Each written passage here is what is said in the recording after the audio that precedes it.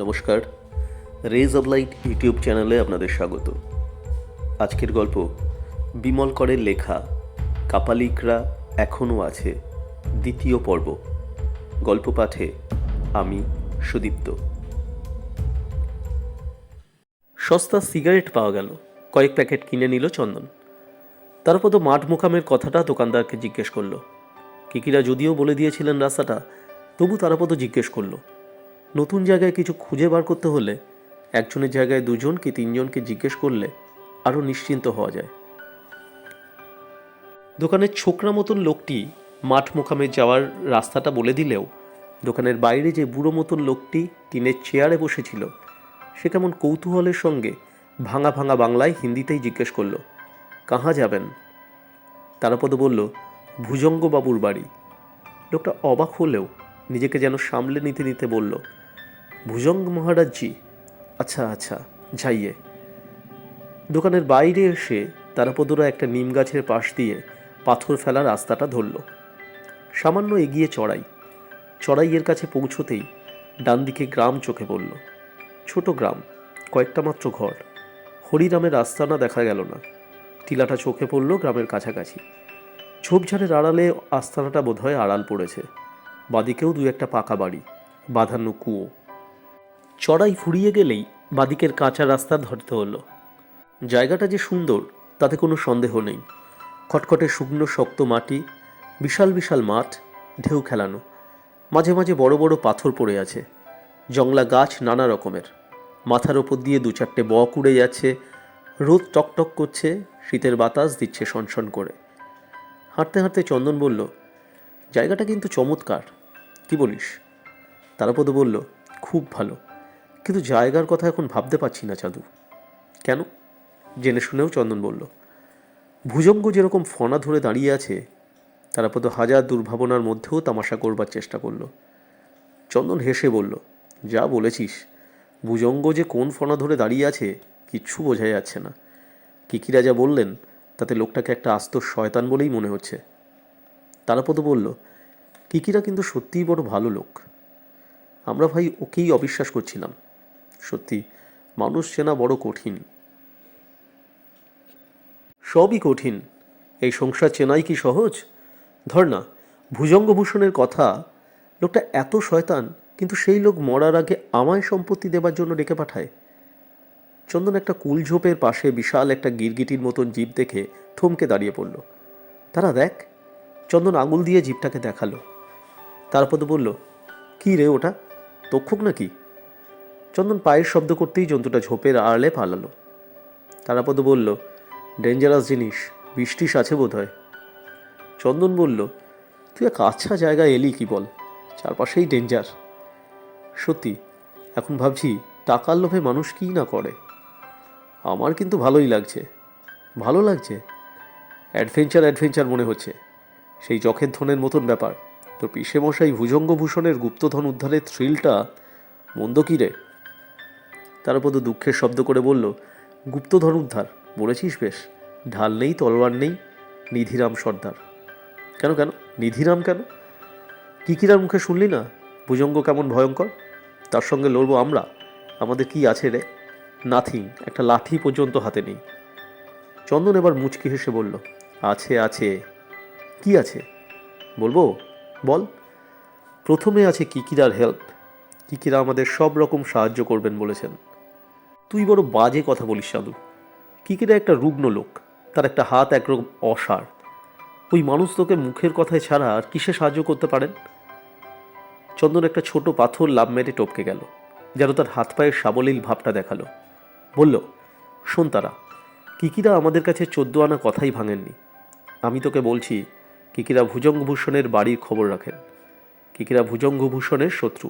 কাজেই শত্রু যদি ভুজঙ্গভূষণের হাড়ির খবর দেন, তাহলে আমরা সেটা জানতে পেরেই আছি। ওটা কম কাজে লাগবে না। 2 নম্বর হলো কিকিরার অ্যাডভাইস, সেটা খুব কাজের হবে। আর 3 নম্বর হলো আমার 2টো অস্ত্র। অস্ত্র? তারপর তো থমকে দাঁড়িয়ে পড়ল। চন্দন মিটমিট করে হেসে বলল, ভাই, যখন থেকে আমি ভুজঙ্গভূষণের কথা শুনেছি তখন থেকেই আমি তাকে সাসপেক্ট করেছি। ভুজঙ্গভূষণের দুর্গে ঢুকবো অথচ একেবারে খালি হাতে, তা কি হয়? আমি 2টো জিনিস সঙ্গে করে নিয়ে এসেছি। ইঞ্জেকশনের সিরিঞ্জ আর একটা পাতলা ছিপছিপে ছুরি। তারপর তো বন্ধুর এই ব্যাপারটা তামাশা মনে করে তাচ্ছিল্যের গলায় বলল, এই তোর অস্ত্র? আমি ভেবেছিলাম রিভলভার নিয়ে এসছিস। ওটা আমি চালাতে জানি না, এ দুটো জানি। তুই ভুজঙ্গকে ওই দিয়ে ভয় দেখাবি? সত্যি চাঁদু, তোর যা বুদ্ধি! ভয় দেখাবো কেন? ভদ্রলোকের মতন সব যদি মিটমাট হয়ে যায়, তোর ভুজঙ্গভূষণকে ভগবানের হাতে দিয়ে আমরা কলকাতায় ফিরে যাব। তারপর যেন কি ভেবে বলল, কিন্তু চাঁদু, যদি ভুজঙ্গ আগেই তো চালাকি ধরতে পারে? চন্দন বলল, ধরা পড়লেই বা কী হবে? আমরা কলকাতাতেই শুনেছি ভুজঙ্গভূষণের অ্যাক্সিডেন্ট হয়েছে। আমি তো ডাক্তার বন্ধু, এমার্জেন্সিতে কাজে লাগতে পারে ভেবে জিনিস দুটো এনেছি। যুক্তিটা তারাপদর পছন্দ হলো, তবু বলল, তুই স্টেথোস্কোপটা এনেছিস? না। বাহ, তাহলে স্টেথোস্কোপ ছাড়া ডাক্তার হয়? ভুলে গিয়েছি। তাড়াহুড়োর মতো জিনিস, জরুরি জিনিস আনতে লোকে ভুল করে না, সেরকম ভুল। তারাপদ কি জন্য ভাবল, বলল, শুধু ইঞ্জেকশনের সিরিঞ্জ নিয়ে কি হবে, ওষুধপত্র? চন্দন বলল, মাথা ধরা, পেট ব্যথা, 2-4টে খুচরো ওষুধ ছাড়া ইঞ্জেকশনের জন্য মরফিয়ার 2টো অ্যাম্পুল এনেছি, আর একটা অ্যাম্পুল আছে হার্টের গোলমালের ওষুধ। সবই এমার্জেন্সির জন্য। তারপর এক ফোঁটাও ডাক্তারি বোঝে না, কিন্তু চন্দনের এই উপস্থিত বুদ্ধির জন্য ওকে বাহবা দিতে ইচ্ছা করছিল। সত্যিই তো, একজন ডাক্তার বন্ধু নিয়ে সে মুখ ঝলসানো ভুজঙ্গভূষণের কাছে আসছে, এরকম অবস্থায় একেবারে খালি হাতে কি আসা যায়? চুপচাপ কয়েক পা এগিয়ে এসে তারাপদ বলল, দেখ চাঁদু, ভুজঙ্গকে আমরা যতটা ভয় পাচ্ছি, এতটা ভয়ের কারণ আমাদের বেলায় নাও হতে পারে। কাল রাত্রেও ঠিক এতটা ভয় আমাদের ছিল না। আজ সকালে কিকিরাই আমাদের ভয় ধরিয়ে দিয়েছে। আমরা যতটা ভাবছি তা হয়তো কিছুই হবে না। তাছাড়া আমি কি যেচে এসেছি, ভুজঙ্গভূষণই আমায় ডেকে পাঠিয়েছেন। তারপর তার কথা শেষ করেনি, চন্দন অনেকটা দূরে গাছপালার আড়ালে একটা বাড়ি দেখতে পেয়ে চেঁচিয়ে বলল, তারা, ওই তোর মাঠ মোকাম, ভুজঙ্গভূষণের বাড়ি। চন্দন তাকালো। জায়গাটা দেখার মতন। মাঠের ঢাল নেমে গেছে অনেকটা, চারদিকে জঙ্গলের ঝোপঝাড়, গাছপালা। মনে হয় জঙ্গল বুঝি এখান থেকেই শুরু হয়েছে। ওরই একপাশে একটা বাড়ি দেখা যাচ্ছে, কিন্তু আড়ালের জন্য বোঝা যাচ্ছে না বাড়িটা কেমন। আরও আধ মাইলটা হেঁটে তারাপদরা ভুজঙ্গভূষণের বাড়ির কাছে গিয়ে দাঁড়ালো। এটা বাড়ি না দুর্গ বোঝা যায় না। জেলখানার মতন উঁচু পাঁচিল দিয়ে চারদিক ঘেরা, গাছপালার অভাব নেই। আম, জাম, নিম, কাঁঠাল থেকে শুরু করে শিমুল পর্যন্ত। জল, বৃষ্টি, রোদ শোয়ে শোয়ে পাঁচিলের গায়ে শ্যাওলার রং ধরেছে, কোথাও কোথাও কালো হয়ে গেছে। পাঁচিলের এপাশ থেকে বাড়ির সামান্যই চোখে পড়ে। অনেকটা ভেতর দিকে বাড়িটা, দোতলাই হবে। দোতলার রেলিং দেওয়া বারান্দা চোখে পড়ছিল। কেমন একটা ফটাফট শব্দ হচ্ছে, যেন একটা মেশিন গোছের কিছু চলছে। তারাপদ বলল, কিসের শব্দ রে? চন্দন বলল, ডায়নামো বলে মনে হচ্ছে। কি করে ডায়নামো দিয়ে? বোধহয় বাতি টাতি জ্বালায়। অবাক হয়ে তারাপদ বলল, বাবা, বিশাল কারবার তাহলে। একটা জিনিস চন্দন লক্ষ্য করল, তা বাড়ির হয় পেছনে না হয় পাশে কোথাও এসে দাঁড়িয়েছে। সামনের দিকটা নজরে আসছে না। পাঁচিলের পাশ দিয়ে হাঁটতে হাঁটতে চন্দন বলল, আয় সামনের দিকে যাই। শুকনো পাতা, গাছের সরু সরু ভাঙা ডালপালা, ছড়ানো পাথরের স্তূপ টপকে তারাপদরা বাড়ির সামনের দিকে এসে বলল। প্রথমেই চোখে পড়ল লোহার ফটক, বিশাল ফটক। কারখানার গেটে যেমন দেখা যায় অনেকটা সেই রকম। ফটকের একপাশে পাঁচিল জুড়ে ছোট একটা ঘর মতন, বোঝাই যায় পাহারা দেবার ব্যবস্থা রয়েছে। খুবই আশ্চর্য, ফটকের সামনে দিয়ে যে রাস্তাটা মাঠের দিকে চলে গেছে সেটা কাঁচা হলেও গাড়ি চলার দাগ আছে। মরা ঘাস, কাকড় মেশানো মাটির ওপর চাকার দাগ। গরুর গাড়ি চললে যেমন দাগ ধরে যায় মাটিতে, কিন্তু দাগের গর্ত গভীর নয়। তারাপদ ফটকের সামনে এসে বলল, এবার? চন্দন আশেপাশে কাউকে দেখতে পেল না। ফটক বন্ধ। পাহারা ঘরের গায়ে একটা ছোট ফটক রয়েছে, কিন্তু তালা দেওয়া। ফটকটা টপকানো যেত যদি না মাথায় বর্ষার ফলার মতন শিক থাকত। গলা ফাটিয়ে চেঁচিয়ে চেঁচিয়ে ডাক ছাড়া চন্দন অন্য কোনো উপায় খুঁজে পেল না। হঠাৎ তারাপদ বলল, চাঁদু, এদিকে একবার দেখ। চন্দন তারাপদর কাছে গেল। বাঁ ফটকের পাশে থামের গায়ে একটা কি যেন লেখা আছে। লোকে সাদা পাথরের ওপর বরাবর কালো দিয়ে বাড়ির নামটাম লিখে এসেছে। এ একেবারে উল্টো, কালো পাথরের ওপর সোনালি দিয়ে কিছু লেখা ছিল। সোনালি রং এখন প্রায় কালচে হয়ে এসেছে, অক্ষরগুলো বোঝা কষ্টকর, অর্ধেক নষ্ট হয়ে গিয়েছে। গিয়ে পাথরের খোদাইটুকু কোনো রকমে টিকে আছে। দেবনাগরী অক্ষরে কিছু লেখা। চন্দন দেবনাগরী বিমালুম ভুলে গিয়ে মেরে দিয়েছে। তারাপদ হয়তো বুঝতে পারত, কিন্তু ভাঙা অস্পষ্ট অক্ষর সে পড়তে পারছিল না।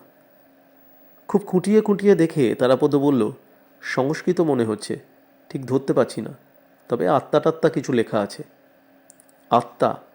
তাই তো দেখছি। চন্দন কি যেন ভাবল। আত্মা পরে হবে, জোর খিদে পেয়ে গিয়েছে, নিজেদের আত্মা আগে বাঁচাই। হায়, আগে তোর পিসেমশাইয়ের সঙ্গে মোলাকাত করি। তারাপদকে টেনে নিয়ে চন্দন পাহারা ঘরটার কাছে এলো। টপকাতে পারবি? পাগল, বর্ষায় বিধে যাব। তাহলে? আচ্ছা দাঁড়া, আমার কম্বলটা পাট করা রয়েছে, এটা বর্ষার মাথায় দিচ্ছি, তুই ওই সেন্ট্রি পোস্টের গা ধরে উঠে টপকে যা। চন্দন যাকে সেন্ট্রি পোস্টের গা বলল, সেটা পাহারা ঘরের দেওয়ালই বলা যায়। তারাপদ ইতস্তত করল। এই ফটকটা ছোট, ফুট 4 কম উঁচু মাটি থেকে। হাই জাম্প করেও পেরিয়ে যাওয়া যেত যদি জায়গা থাকতো দুপাশে। অবশ্য তারাপদ স্পোর্টসম্যান নয়, চন্দন খানিকটা লাভঝাপ করতে পারে। চন্দনের তাড়া খেয়ে তারাপদ মনে মনে ভগবানকে ডেকে গেটের ওপর চেপে পড়ল। কপাল ভালো, কোনো অঘটন ঘটল না। দুজনেই গেট টপকে ভেতরে ঢুকে পড়ল। ভেতরে ঢুকে তারাপদরা দেখল বাড়িটা ফটক থেকে গজ 50 দূরে হবে। গরমটা সেকেলে জমিদার বাড়ির মতন। অবশ্য সামনের দিকে গোলাকার ভাব আছে। মজবুত বাড়ি, মস্ত মস্ত থাম, পাকাপোক্ত বারান্দা বাইরে। দূর থেকে মনে হয় যেন বড় বড় পাথরে গাঁথা বাড়ি। বাড়ির রং টং কিছু নেই, কালচে হয়ে গেছে। মানে ভুজঙ্গভূষণ বাইরের দিকে আর নজর দেন না। দেখতে বাড়িটা ছোট নয়, ভুজঙ্গভূষণ একলা মানুষ। এই বাড়ি নিয়ে কি করেন কে জানে। ফটক থেকে যে রাস্তাটা সোজা বাড়ির সদর সিঁড়িতে গিয়ে পড়েছে, তার দুপাশে বাগান। একসময় নিশ্চয়ই ফুলের বাগান ছিল, এখন ফুল টুল তেমন কিছু নেই। নানা ধরনের পাতাবাহার, জবা, গাঁদা আর এলোমেলো কিছু ফুল গাছ চোখে পড়ে। বাগানে বেদি আছে বসার। ঘাসগুলো মরে যাচ্ছে শীতে। কিছু লতা পাতা নিজের মতন বেড়ে যাচ্ছে। পাঁচিলের গা ধরে অবশ্য বড় বড় গাছ, নিম, কাঁঠাল, আম, হরিতকি। তারাপদ আর চন্দন ধীরে ধীরে বাড়ির দিকে এগিয়ে যাচ্ছিল। সেই ডায়নামোর শব্দ ছাড়া কোনো শব্দ নেই। মানুষের গলা পাওয়া যাচ্ছে না, কারো কোনো রকম টিকি দেখা যাচ্ছে না। কটা প্রজাপতি উঠছে বাগানে। রোদ আরও গাঢ়, রীতিমতো তাপ লাগছে গায়ে। শীত যেন এই রোদের কাছে হার মেনে গেছে। চন্দন বলল, তারা একটা লোকও নেই, কোনো সাড়া শব্দ নেই। তোর ভুজঙ্গভূষণ বেঁচে আছে তো? কথাটা শোনা মাত্র তারাপদ যেন চমকে উঠল। সত্যি তো, ভুজঙ্গভূষণ যদি মারা গিয়ে থাকে। ভুজঙ্গ নিজে অমাবস্যা পর্যন্ত বাঁচবে বলেছে, কিন্তু মরা বাঁচা কি মানুষের নিজের হাতে? ওটা ভগবানের হাত। যদি ভুজঙ্গভূষণ মারা গিয়ে থাকে তবে তো হয়েই গেল। তারাপদর এই ছুটে আসা বৃথা হলো। বেড়ালের ভাগ্যে শিখেছে রাজ্যে আশা দেখা গিয়েছিল, তাও গেল। তারাপদ বেশ বুঝতে পারল সে ভুজঙ্গভূষণকে জীবিত দেখতে চায়। টাকার লোভে, সম্পত্তির লোভে। পাথরকুচি ছড়ানো রাস্তা দিয়ে বাড়ির একেবারে সামনের সিঁড়িতে এসে দাঁড়ালো তারাপদরা। তবু কোনো শব্দ নেই, কারো সাড়া নেই, একেবারে চুপচাপ সব। চন্দন বন্ধুর দিকে তাকালো। কি ব্যাপার রে? কি জানি, বুঝতে পারছি না। চেঁচিয়ে চেঁচিয়ে ডাকবো? কাকে? কেন, ভুজঙ্গভূষণকে? তারাপদ বুঝতে পারল না কি বলবে। 5-7 ধাপ সিঁড়ি উঠে এলো ওরা। বারান্দায় উঠে এসে দাঁড়ালো। সামনেই একটা বড় মতন ঘর, দরজা খোলা। বারান্দার একদিকে গোটা 2 চেয়ার পাতা রয়েছে। চন্দন ঘরের দিকে পা বাড়িয়ে উকি মারতে যাচ্ছিল, এমন সময় পাশের ঘর থেকে কে বাইরে এসে দাঁড়ালো। চন্দন তাকালো। তারপর এক দৃষ্টে লোকটিকে দেখছিল। তারপর অবাক হয়ে বলল, সাধু মামা। সাধু মামা যেন তারাপদকে চিনতে পারছিলেন না, তাকিয়ে থাকলেন। তারাপদ আবার বলল, সাধু মামা, আমি তারাপদ। তোমার একই চেহারা হয়েছে, তুমি ওভাবে আমায় দেখছো কেন? আমায় চিনতে পারছো না? সাধু মামার শরীর কঙ্কালের মতন, মাথা চুল একেবারে সাদা, ঘাড় পর্যন্ত ছড়ানো। মুখের মাংস কুচকে বিশ্রী হয়ে গেছে, বিভৎস দেখাচ্ছে। কিছু যেন হয়েছিল মুখে, কাটাকুটি, ঘা, নাকি সাধু মামারও মুখ পুড়ে গিয়েছিল বোঝা যাচ্ছে না। সাধু মামা এমন অদ্ভুত চোখে তাকিয়ে থাকলেন যেন সত্যিই তারাপদকে চিনতে পারছেন না। তারাপদ বিশ্বাস করতে পারছিল না যে সাধু মামা তাকে চিনতেও পারছেন না। বছর 1.5-2 আগেও সাধু মামা তার কাছে গেছেন। এমন সময় একেবারে আচমকা ভয়ঙ্কর গম্ভীর গলায় কে যেন বলল, ওদের হল ঘরে বসাও, বসিয়ে তুমি ওপরে আমার কাছে এসো। তারাপদরা চমকে উঠল। কে যে কথাটা বলল দেখবার জন্য তারাপদরা তাকালো। কাউকে দেখতে পেল না কোথাও। গলার স্বরটা কি গম্ভীর, কি কঠিন, গমগম করে উঠল যেন বারান্দাটা। কিন্তু কে কথা বলল? কে? সাধুমামা ওই গলা শোনা মাত্র বাড়ির চাকর বাকরের মতো হাত দেখিয়ে তারাপদদের মাঝের ঘরটার দিকে যেতে ইশারা করলেন। কথা বললেন না। হল ঘরে বসে থাকার সময়ই তারাপদরা বুঝতে পারল তারা এক অদ্ভুত জায়গায় এসে পড়েছে। এই বিশাল বাড়ি এত ফাঁকায়, এমনিতেই নিঝুম থাকার কথা, তার উপর যদি এই বিরাট পুরীতে মানুষের সারা শব্দ, হাঁক ডাক, চলাফেরা না থাকে, তবে কেমন লাগে? তারা কলকাতার মানুষ, মানে হই হই রই রইয়ের মধ্যে মানুষ। কোন ভোর থেকে মাঝরাত পর্যন্ত সেখানে শুধু শব্দ আর শব্দ। মানুষজন থেকে গাড়ি ঘোড়া, রাস্তার খেকি কুকুরগুলো কানের পর্দা ফাটিয়ে দেয় অনবরত। আর এখানেই অদ্ভুত চুপচাপ, শুধু ডায়নামো চলা সেই ফটফট আওয়াজ, মাঝে মাঝে বাইরে 2-4টে পাখির ডাক। হলঘরটাও কেমন জাদুঘরের মতন দেখাচ্ছে। রীতিমতো বড় ঘর, কবেকার কোন মান্ধাতা আমলের আসবাবপত্র, কারিকুরি করা লোহার ফ্রেমের সোফা সেট, বড় বড় আর্মচেয়ার, মোগলাই নকশার একটা বড় সেন্টার টেবিল, মোটা মোটা বেড অফ আলমারি গোটা 2। দেওয়াল জুড়ে নানা ধরনের সামগ্রী ঝুলছে। বাঘের মাথা, বুনো মোষের শিং, বড় বড় তীর্ধনুক, একজোড়া খড়গ, মাকালির বিরাট পট, আর ওই সবের মধ্যে একটিমাত্র মানুষের ছবি। ফটো নয়, তেল রঙে আঁকা ছবি। ও ছবি যে ভুজঙ্গভূষণের তাতে কোনো সন্দেহ নেই। ওই মুখের দিকে তাকালে সমস্ত শরীর যেন থরথর করে কাঁপে, গায়ের লোমকূপে কাঁটা দিয়ে ওঠে। বেশ লম্বা, খাড়ার মতন নাক, ভীষণ চওড়া কপাল, চোখ দুটো জল করছে, কি তীব্র, তীক্ষ্ণ, খুবই আশ্চর্য। ঘরের মাঝখানে যেখানেই তুমি বসো মনে হবে ভুজঙ্গভূষণ তোমায় দেখছে। ঘাড় পর্যন্ত ঝাঁকড়া এলোমেলো চুল, মুখ ভর্তি দাড়ি, দাঁত যেটুকু দেখা যাচ্ছে তাতে মনে হয় মানুষটি বড় ভয়ঙ্কর। তারাপদরা বসে থাকলেও তো বসেই থাকলো, চুপচাপ। ঘরের মধ্যে একটা বড় দেওয়াল ঘড়ি টিকটিক করে বেজে যাচ্ছিল, আর তারাপদর বুকের মধ্যে ধক ধক করছিল, গলা শুকিয়ে আসছিল। এমন সময় একজন ঘরে এলো। ছিপছিপে চেহারা, গায়ের রং কালো, অন্তত বছর 40 বয়স, লালচে রঙের গেরুয়া পরনে, মাথায় রুক্ষ একরাশ কোকড়ানো চুল, দাড়ি নেই। লোকটার মুখের দিকে তাকালেই প্রচণ্ড ধূর্ত মনে হয়। লোকটা 2 মুহূর্ত তারাপদদের দেখল, তারপর বলল, তোমাদের জন্য ঘর ঠিক করা হয়েছে, এসো। তারাপদ বলল, আমরা ভুজঙ্গবাবুর সঙ্গে দেখা করব। এখন নয়, গুরুজির অসুখ, তিনি বিকেলের পরে দেখা করবেন। তারাপদ কি ভেবে বলল, একবার একটুর জন্য দেখা করা যায় না? না, এখন নয়, দেখা করার সময় তিনি নিজেই দেখা করবেন। তারাপদ ঢোক গিলল। চন্দন একটাও কথা বলছিল না, লোকটাকে দেখছিল। তার মনে হলো লোকটা মোটামুটি ত্যাড়া, গলার কাছে একটা জায়গা ফোলা, থাইরয়েডে গ্ল্যান্ডের গোলমাল আছে বোধহয়। চোখ দুটোও যেন সামান্য ঠেলে বেরিয়ে আসার মতন লাগছে। তারাপদরা ঝোলাঝুলি নিয়ে উঠে দাঁড়ালো। আবার বারান্দায় লোকটার পিছু পিছু হেঁটে বাড়ির একেবারে শেষ দিকে একটা ঘরে তারা এসে দাঁড়ালো। তারাপদ কি বলতে যাচ্ছিল, তার আগেই লোকটা বলল, আমার নাম মৃত্যুঞ্জয়, এখানে আমায় সকলে ছোট মহারাজ বলে। বলেই তারাপদর দিকে তাকালো। গুরুজি আদেশ দিয়েছেন তোমার কাছে কাগজপত্র যা আছে আমার হাতে দিতে, গুরুজি দেখবেন। তারাপদ ভাবল আপত্তি করে, কাগজপত্রগুলো নিজের হাতে ভুজঙ্গভূষণকে দেবার কথা। অবশ্য মৃণাল দত্ত বলে দেননি যে হাতে হাতেই দিতে হবে, পৌঁছে দেবার কথাই তিনি বলেছিলেন। এর মৃত্যুঞ্জয়কে কাগজপত্র দিলে কোনো ক্ষতি হবে? তারাপদ বুঝতে পারল না। লোকটা যখন এই বাড়িরই লোক, বোধহয় ভুজঙ্গভূষণের ডান হাত, তখন একে দিতে আপত্তি কী? তাছাড়া ভুজঙ্গভূষণ তো বিকেলের আগে দেখাই করবেন না। কাগজপত্রের কথা ভুজঙ্গভূষণ বলে না দিলে এই লোকটা জানবেই বা কোত্থেকে। তারাপদ একবার চন্দনের দিকে তাকালো। চন্দন চোখের ইশারায় দিয়ে দিতে বলল। কিট ব্যাগ খুলে যা কিছু দেবার বার করে তারাপদ মৃত্যুঞ্জয়কে দিয়ে দিল। চন্দন এতক্ষণ পরে কথা বলল। বলল, কিছু মনে করবেন না, আমরা সারা রাত ট্রেন জার্নি করেছি, খিদে তেষ্টা পেয়েছে, একটু চা পেলে অন্তত ভালো হয়। মৃত্যুঞ্জয় বলল, ও হ্যাঁ, আমি দেখছি, ব্যবস্থা হয়ে গেছে।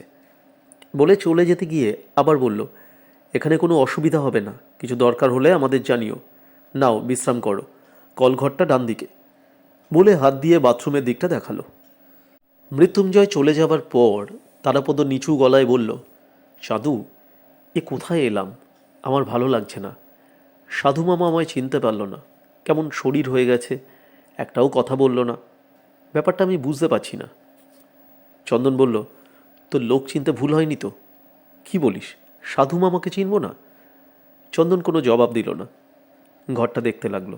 বড় ঘর, দুপাশে দুই বিছানা, একটা দেরাজ এক পাশে, গোটা দুয়েক চেয়ার, মাথার ওপর পাখা, ইলেকট্রিক বাতি ঝুলছে। শীতকাল বলে পাখা চালানোর প্রয়োজন নেই, আর দিনের বেলায় বাতি জ্বালানোর প্রশ্নই ওঠে না। পূবের মস্ত জানলা দিয়ে হালো আসছে, রোদ অবশ্য নেই, সরে গেছে। চন্দন বলল, দাঁড়া, আগে মুখ ধুই, চা খাই, তারপর ভাববো, এখন আর মাথা খুলছে না। চন্দন কিট ব্যাগ খুলে টুথব্রাশ, পেস্ট, তোয়ালে বার করলো, এক টুকরো সাবানও। তারাপদ তার কিট ব্যাগ খুলতে লাগলো। তার মুখ দেখলেই মনে হয় সে বেশ উদ্বেগ এবং হতাশা বোধ করছে। ঘরের ভেতর দিকের দরজা খুলে চন্দন একটা প্যাসেজ দেখল, তার গায়েই বাথরুম। তারাপদ জানলার পাশে গিয়ে থাকলো। ঘরটা একেবারে শেষ দিকের, জানলার গা ঘেঁষে বাগান, পেছনের দিকে আস্তাবল, একটা বাদামি রঙের ঘোড়া চড়ে বেড়াচ্ছে ফাঁকা জমিতে। তারাপদ বুঝতে পারল ভুজঙ্গভূষণের বাড়িতে ঘোড়ার গাড়ি আছে। সেই ফটফট শব্দটা হঠাৎ কখন থেমে গেছে তারাপদ বুঝতে পারেনি। আচমকা খেয়াল হলো, কান পেতে থাকলো সামান্য, না, কোনো শব্দ নেই। সাধু মামার মুখ আবার তার মনে পড়ল। মানুষ না কঙ্কাল? কি হয়েছিল সাধু মামার? সাধু মামা কেন তাকে চিনতে পারল না? কেন কথা বলল না? সাধু মামা কি অসুখ বিসুখে বোবা হয়ে গেছে? আশ্চর্য। চন্দন ফিরে এসে বলল, যা তারা, মুখ টুক ধুয়ে আয়, ফাইন জল এখানকার, রিফ্রেশিং। তারাপদ নিঃশ্বাস ফেলে মুখ ধুতে চলে গেল। চা জলখাবার এসেছিল, বাড়িতে তৈরি জলখাবার, মিষ্টিও, চাটাও মন্দ নয়। দুই বন্ধু চা খেতে খেতে নিচু গলায় কথা বলছিল। চন্দন বলল, শোন তারা, আমি সবই বুঝতে পারছি, কিন্তু এত দূর এসে আর ফিরে যাওয়া যায় না। এমন জানলে আমি আসতাম না জাদু। তারাপদ মুখ কালো করে বলল, না এলে সম্পত্তি ফসকে যেত। চন্দন যেন ঠাট্টাই করল। তারাপদ মুখ কালো করে বলল, যেত তো যেত, আমি গরিব ছিলাম, গরিবই থাকতাম, বটুকবাবুর মেসে আমার জীবন কেটে যেত। কিন্তু এ কোথায় এলাম? মৃণাল দত্ত আমায় এত কথা বলে দেননি। চন্দন বলল, এসে যখন পড়েছিস, দুটো দিন দেখে যা না কি হয়। আমাদের কি করবে ভুজঙ্গভূষণ? খুনও করবে না, জেলায় পাঠাবে না। যদি অবস্থা খারাপ দেখি, পালাবো। কেমন করে পালাবি এই দুর্গ থেকে? পালাবো, সে ভার আমার। এই বাড়িতে অনেক রহস্য লুকিয়ে আছে, তারা, অনেক রহস্য। এই রহস্যগুলো কি? তারাপদ বিরক্ত হয়ে বলল, তুই শার্লক হোমস নাকি? চন্দন বলল, শোন, তুই এ বাড়িতে একটা মেয়েকে দেখেছিস? মেয়ে? না। তারাপদ অবাক, আমি দেখেছি। চন্দন বলল, দোতলার দিকে ভেতর বারান্দায় একটা মেয়েকে দেখলাম, একটুর জন্য। মনে হলো খুব রোগা, ফর্সা, বয়স কম। তারাপদ বলল, ভুজঙ্গভূষণ বা চেলার কেউ হবে। হতে পারে। চন্দন একটা সিগারেট ধরালো। কাপালিকের বাড়িতে অতটুকু মেয়ে কেন? তারাপদর বুকের মধ্যে ধক করে উঠল, আর সঙ্গে সঙ্গে তার কপাল কুণ্ডলার কথা মনে পড়ে গেল। বন্ধুর মুখের দিকে অপলক চোখে তাকিয়ে থাকলো তারাপদ। ভুজঙ্গভূষণ যে অতিথিদের ব্যাপারে খুব যত্নশীল সেটা বোঝা গেল। শীতের বেলা গড়িয়ে যাচ্ছিল। স্নান খাওয়া শেষ করলো তারাপদরা। দোতলায় গিয়ে তাদের খেতে হলো আসনে বসে।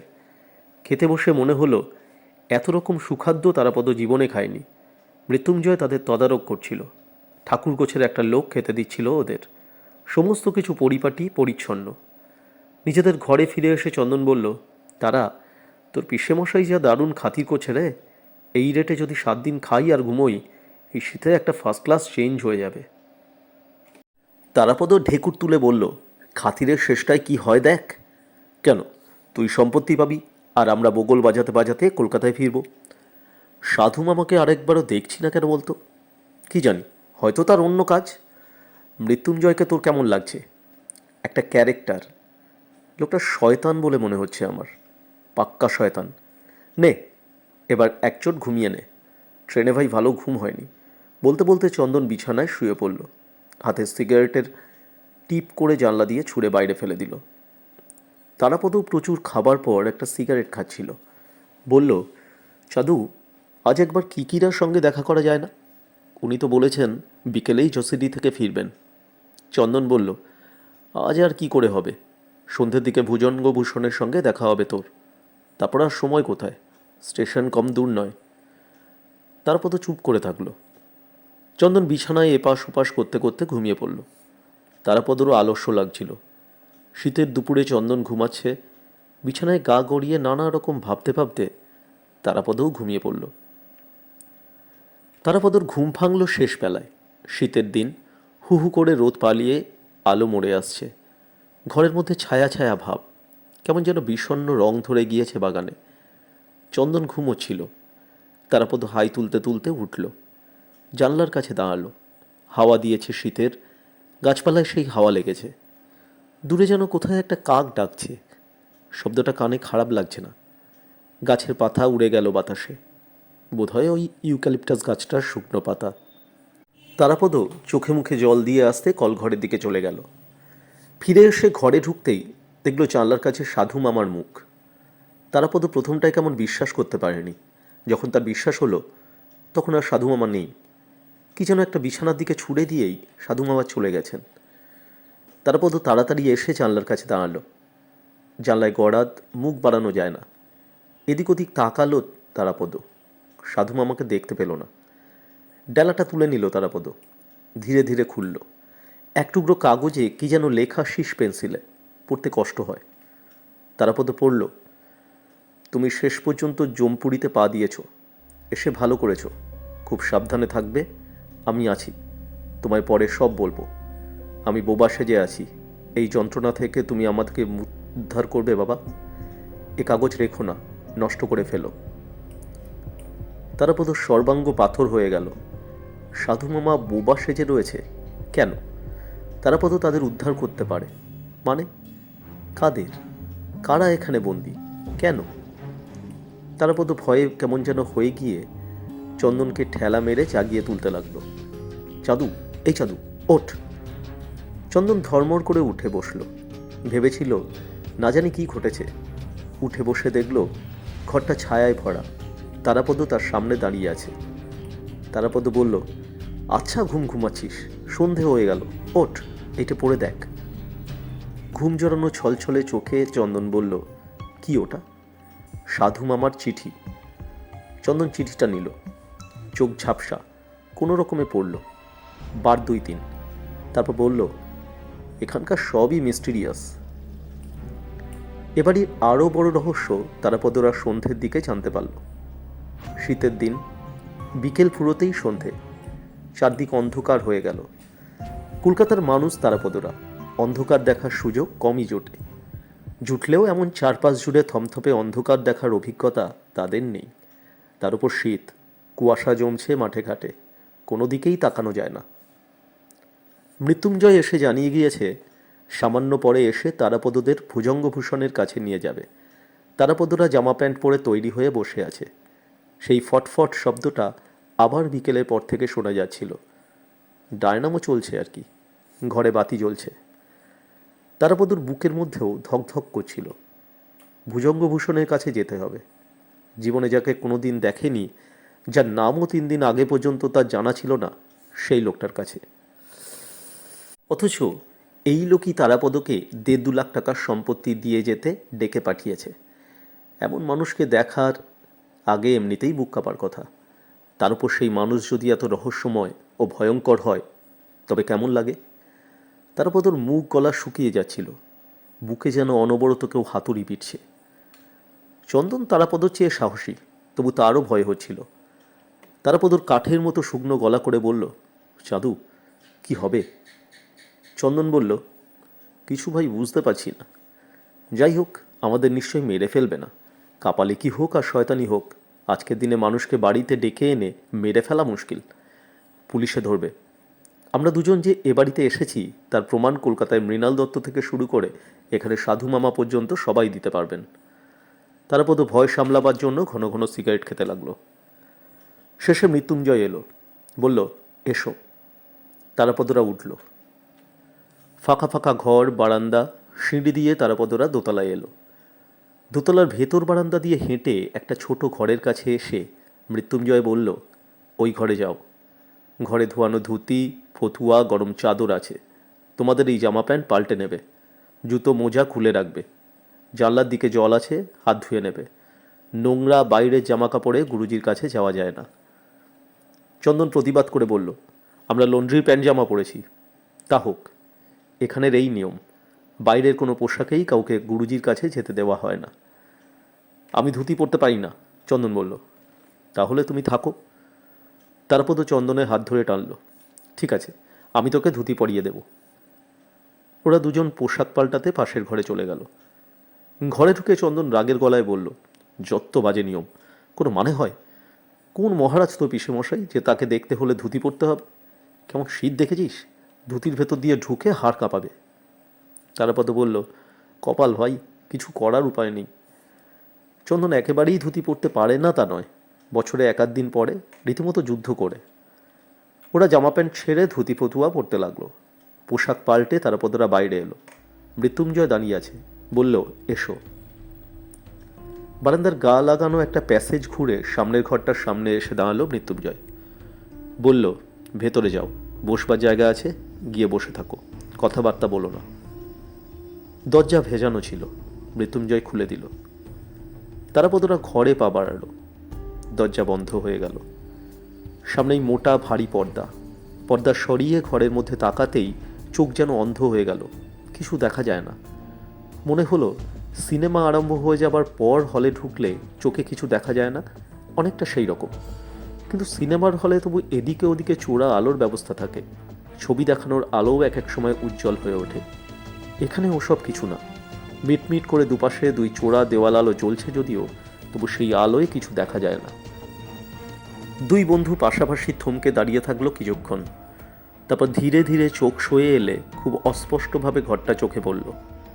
ঘরের মাঝখানে দুটো চেয়ার, দাঁড়িয়ে থাকার চেয়ে বসে থাকা ভালো ভেবে দুজন হাতড়াতে হাতড়াতে এগিয়ে চলল।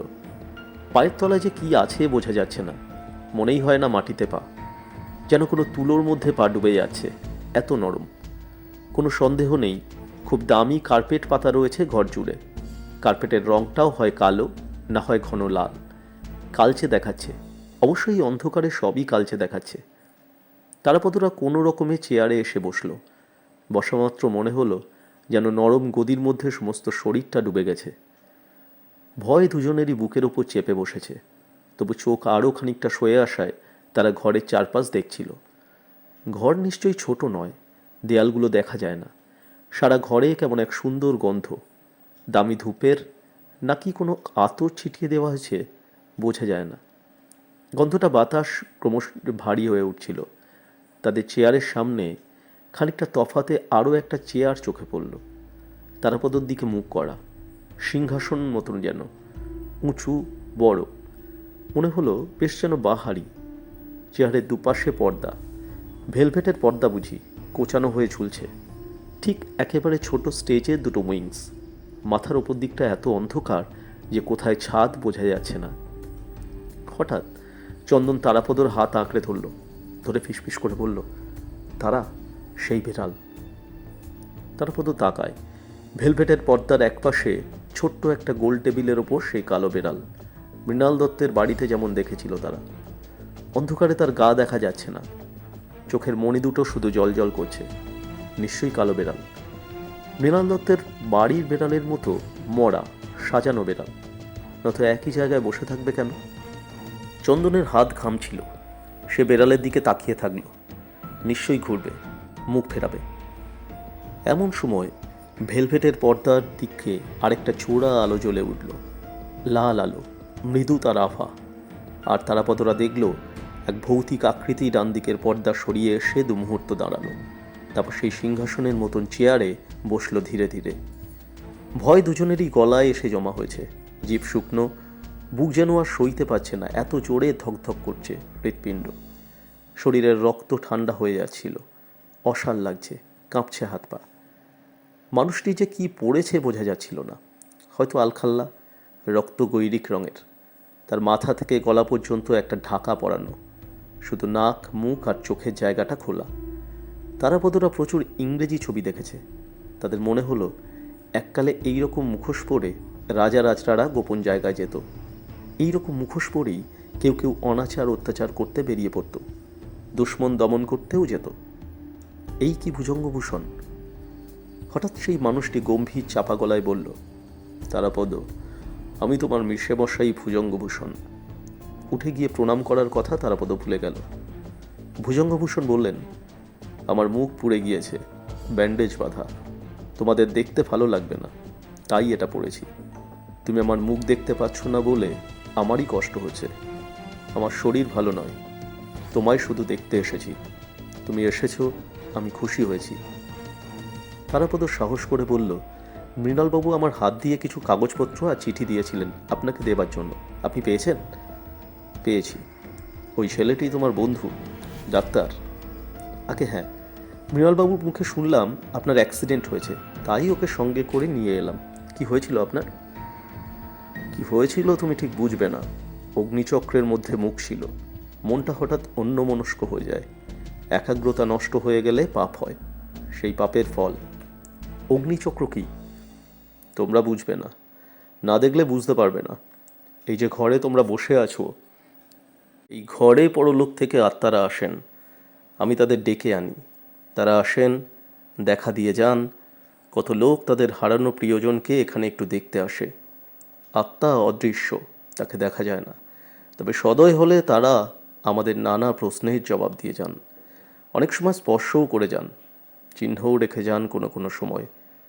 ওই দেখো, একজন এসেছেন, এই মুহূর্তে এসে গেছেন। বলতে বলতে যেন ভুজঙ্গভূষণ কেমন হয়ে গেলেন।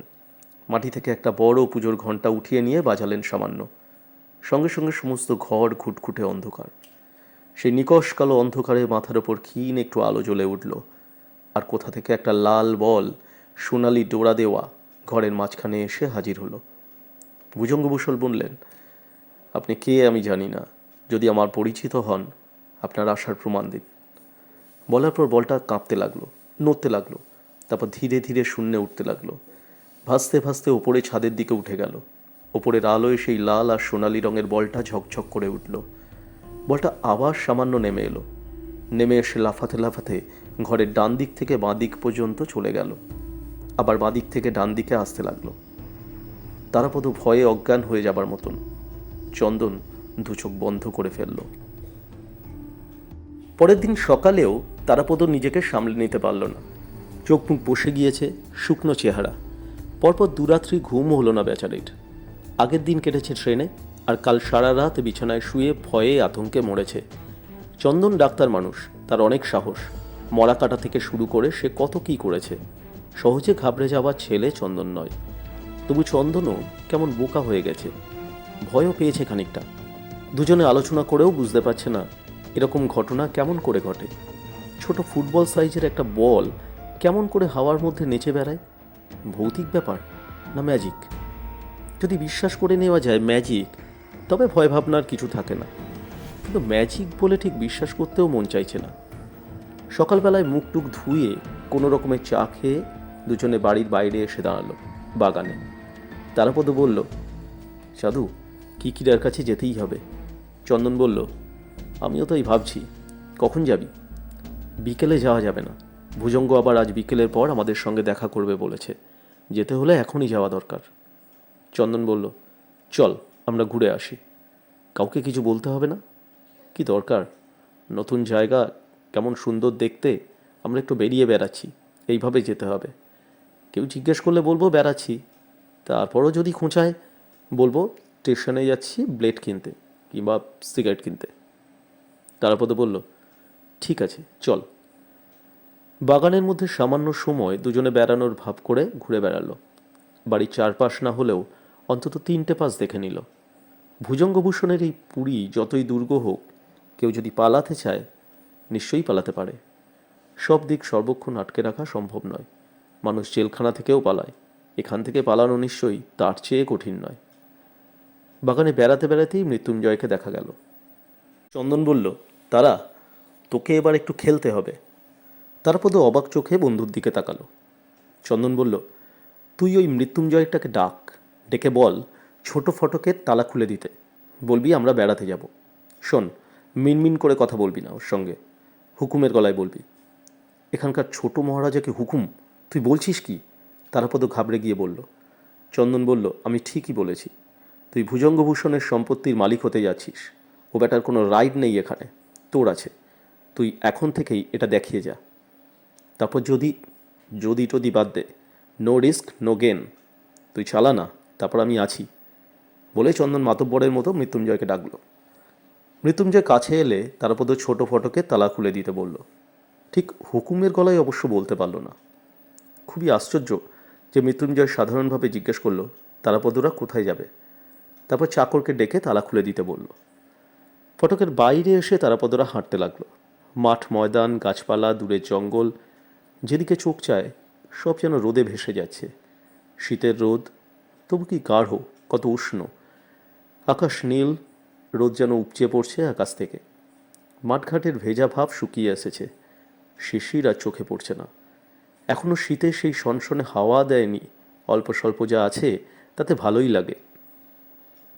কাল রাত্রে সেই অন্ধকার রহস্যময় ঘর, সেই আত্মার ব্যাপার স্যাপার, বলের নাচ যেন অন্য একটা জগৎ। আর এখানকার এই রোদ, মাঠ, কুলছোপ, আতা গাছের ডালে বসে পাখির ডাক, এ আরেক জগৎ। এই জগৎ তারাপদরা বুঝতে পারে, অনুভব করতে পারে, কিন্তু কালকের ওই রহস্যময় ঘটনার কিছুই বুঝতে পারে না। মনে হয় যেন দুঃস্বপ্ন। হেঁটে আস্তে আস্তে দুজনেই গল্প করছিল। তারাপদ জিজ্ঞেস করল, সাধু, তুই তো ডাক্তার, আত্মা টাত্মা কখনো দেখেছিস? না ভাই, আমি মর্গ দেখেছি, বাট নো আত্মা। আমি প্ল্যানচেট দেখেছি, তারাপদ বলল। পরলোক টরলোক নিয়ে একবার একটা বইও পড়েছিলাম, কিছু বুঝিনি। এসব গাঁজাঘুরি। কিন্তু কাল আমরা নিজের চোখে যা দেখলাম, তাই তো ভাবছি পিসি সরকারের ম্যাজিক যেন। এমন সময় একটা দেহাতি গোছের লোককে সাইকেলে করে আসতে দেখা গেল দূরে। ভুজঙ্গ ভবনের দিক থেকে আসছে। চন্দনের চোখে পড়েছিল। চন্দন বলল, তারা, ওই লোকটা এদিকে কেন আসছে? তারপর তো দেখল। বলল, আমরা কোথায় যাচ্ছি দেখতে আসছে বোধ হয়। তার মানে ভুজঙ্গ আমাদের ওপর চোখ রাখতে চায় না মৃত্যুঞ্জয়? বুঝতে পারছি না। দুজনেই হাঁটতে লাগলো, দাঁড়ালো না। চন্দন হঠাৎ বেয়ারা গলায় গান গাইতে শুরু করলো, যেন খুব খুশ মেজাজে রয়েছে। লোকটা কাছাকাছি এলো। পুরনো সাইকেল, মাঝবয়সী লোক। বাঙালি বলে মনে হয় না। তারাপদদের কাছাকাছি এসেও দাঁড়ালো না। একবার শুধু দেখল, খাতিরের ভঙ্গিতে মাথা নোয়ালো, তারপর চলে গেল। সাইকেল খানিকটা এগিয়ে যেতে চন্দন বলল, তারা, আমার মনে হচ্ছে লোকটা নজর রাখার জন্য এসেছে। কিন্তু কেন? ভুজঙ্গ না মৃত্যুঞ্জয়, কার হুকুমেও নজর রাখছে? আমরা পালিয়ে যাব ভাবছে নাকি?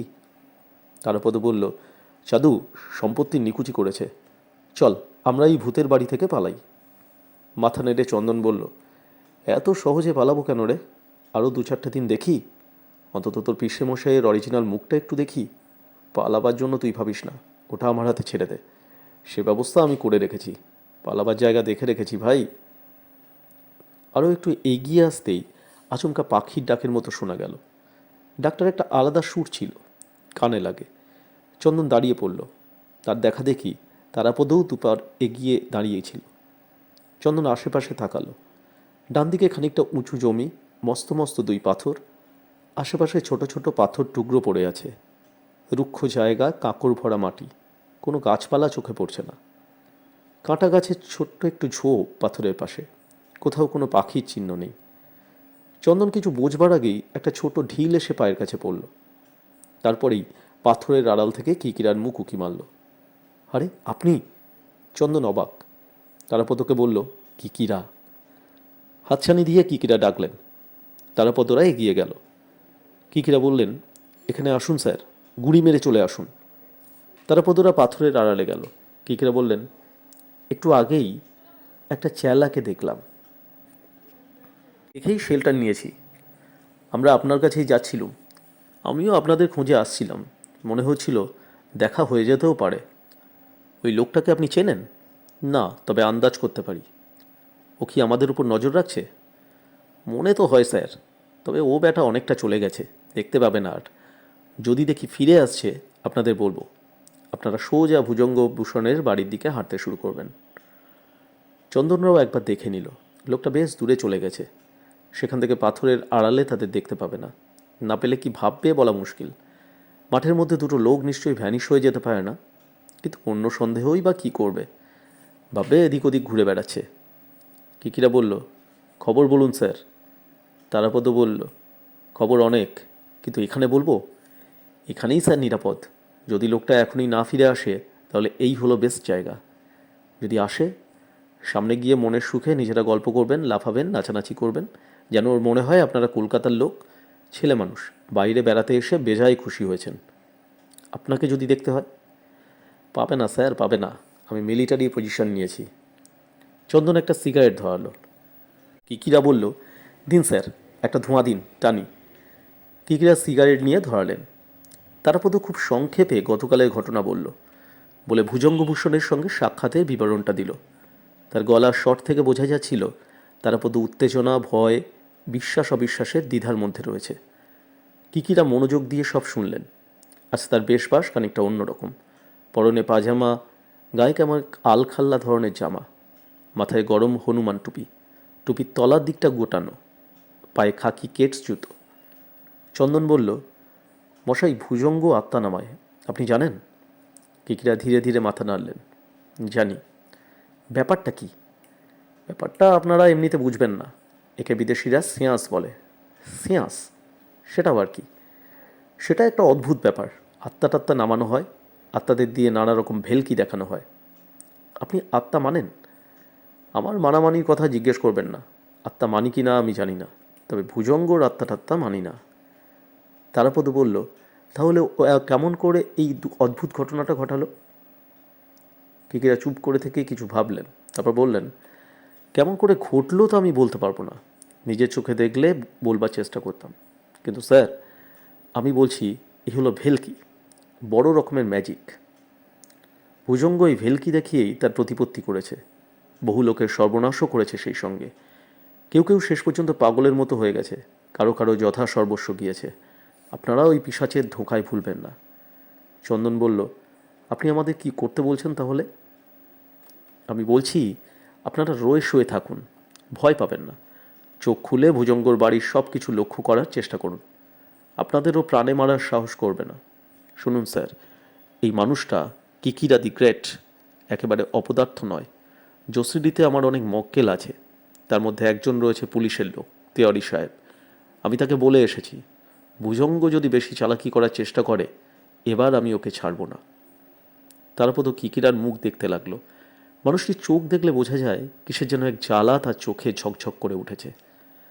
মাথার টুপিটা খুলে নিলেন কিকিরা। রোদে মাথা তেতে উঠেছে। বললেন, ভুজঙ্গ এখনও তার আসল চাল চালেনি স্যার। কাল সে আপনাদের ভেলকি দেখিয়ে ঘাবড়ে দেবার চেষ্টা করেছে। ধরুন, আজ কিংবা আগামীকাল সে আসল চাল চালবে। কি চাল? তারপর তো জিজ্ঞেস করল। কিকিরা বললেন, আমার মনে হচ্ছে চালটা আপনাকে নিয়ে। ভুজঙ্গ হয়তো আপনাকেই সব দিয়ে যেতে চায়, কিন্তু দিয়ে যাবার আগে সে আপনার সঙ্গে শর্ত করতে চাইবে। কিসের শর্ত আমি বুঝতে পারছি না।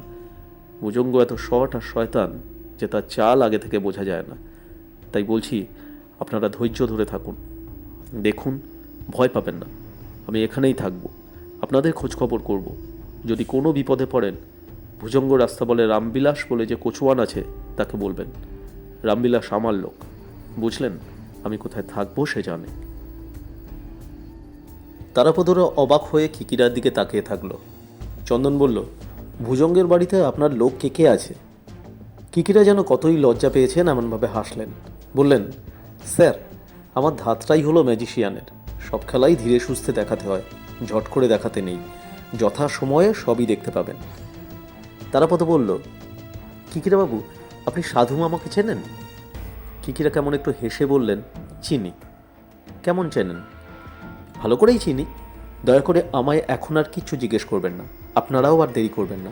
এবার ফিরতে শুরু করুন। ওই লোকটার ফেরার সময় হয়ে গেছে। শুনুন, আরেকটা কথা বলে দিই, বাড়িতে এমনভাবে থাকবেন যেন ভুজঙ্গর ভুলকি দেখে আপনারা একেবারে ঘাবড়ে গিয়েছেন।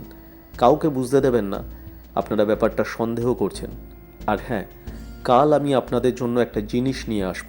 আজকের রাত্রের খেলাটা আগে দেখে নিন, দেখুন ভুজঙ্গ কী করে। তারাপদরা উঠতে লাগলো। কাল কোথায় দেখা হবে? কাল আপনারা ওই জঙ্গলের দিকে বেড়াতে যাবেন, আমি থাকবো। একটা ভাঙা সাঁকো আছে, নালার মতো নদী, শুকনো, ওখানে থাকবো। উঠে দাঁড়িয়ে চন্দন হেসে বলল, স্যার, আজ আপনারা একটা ইংলিশ শুনলাম না? কিকিরা হেসে বললেন, শুনবেন, ঠিক সময়ে শুনবেন। এখন ভুজঙ্গ আমার ইংলিশ স্টিম করে দিচ্ছে। পেটে কিছু থাকছে না স্যার। পেটে না থাকলে কি করে ইংলিশ হবে? ইংলিশ হলো প্যাটার্নাল ব্যাপার। পেট গ্লাস ইন্টারনাল। সন্ধি করুন। চন্দন হো হো করে হেসে উঠল। পাথরের আড়াল থেকে বেরিয়ে দুজনেই রাস্তায় নেমে এলো। হাত নাড়ল। কিকিরাও হাত তুললেন। ফিরতে লাগলো দুজনেই।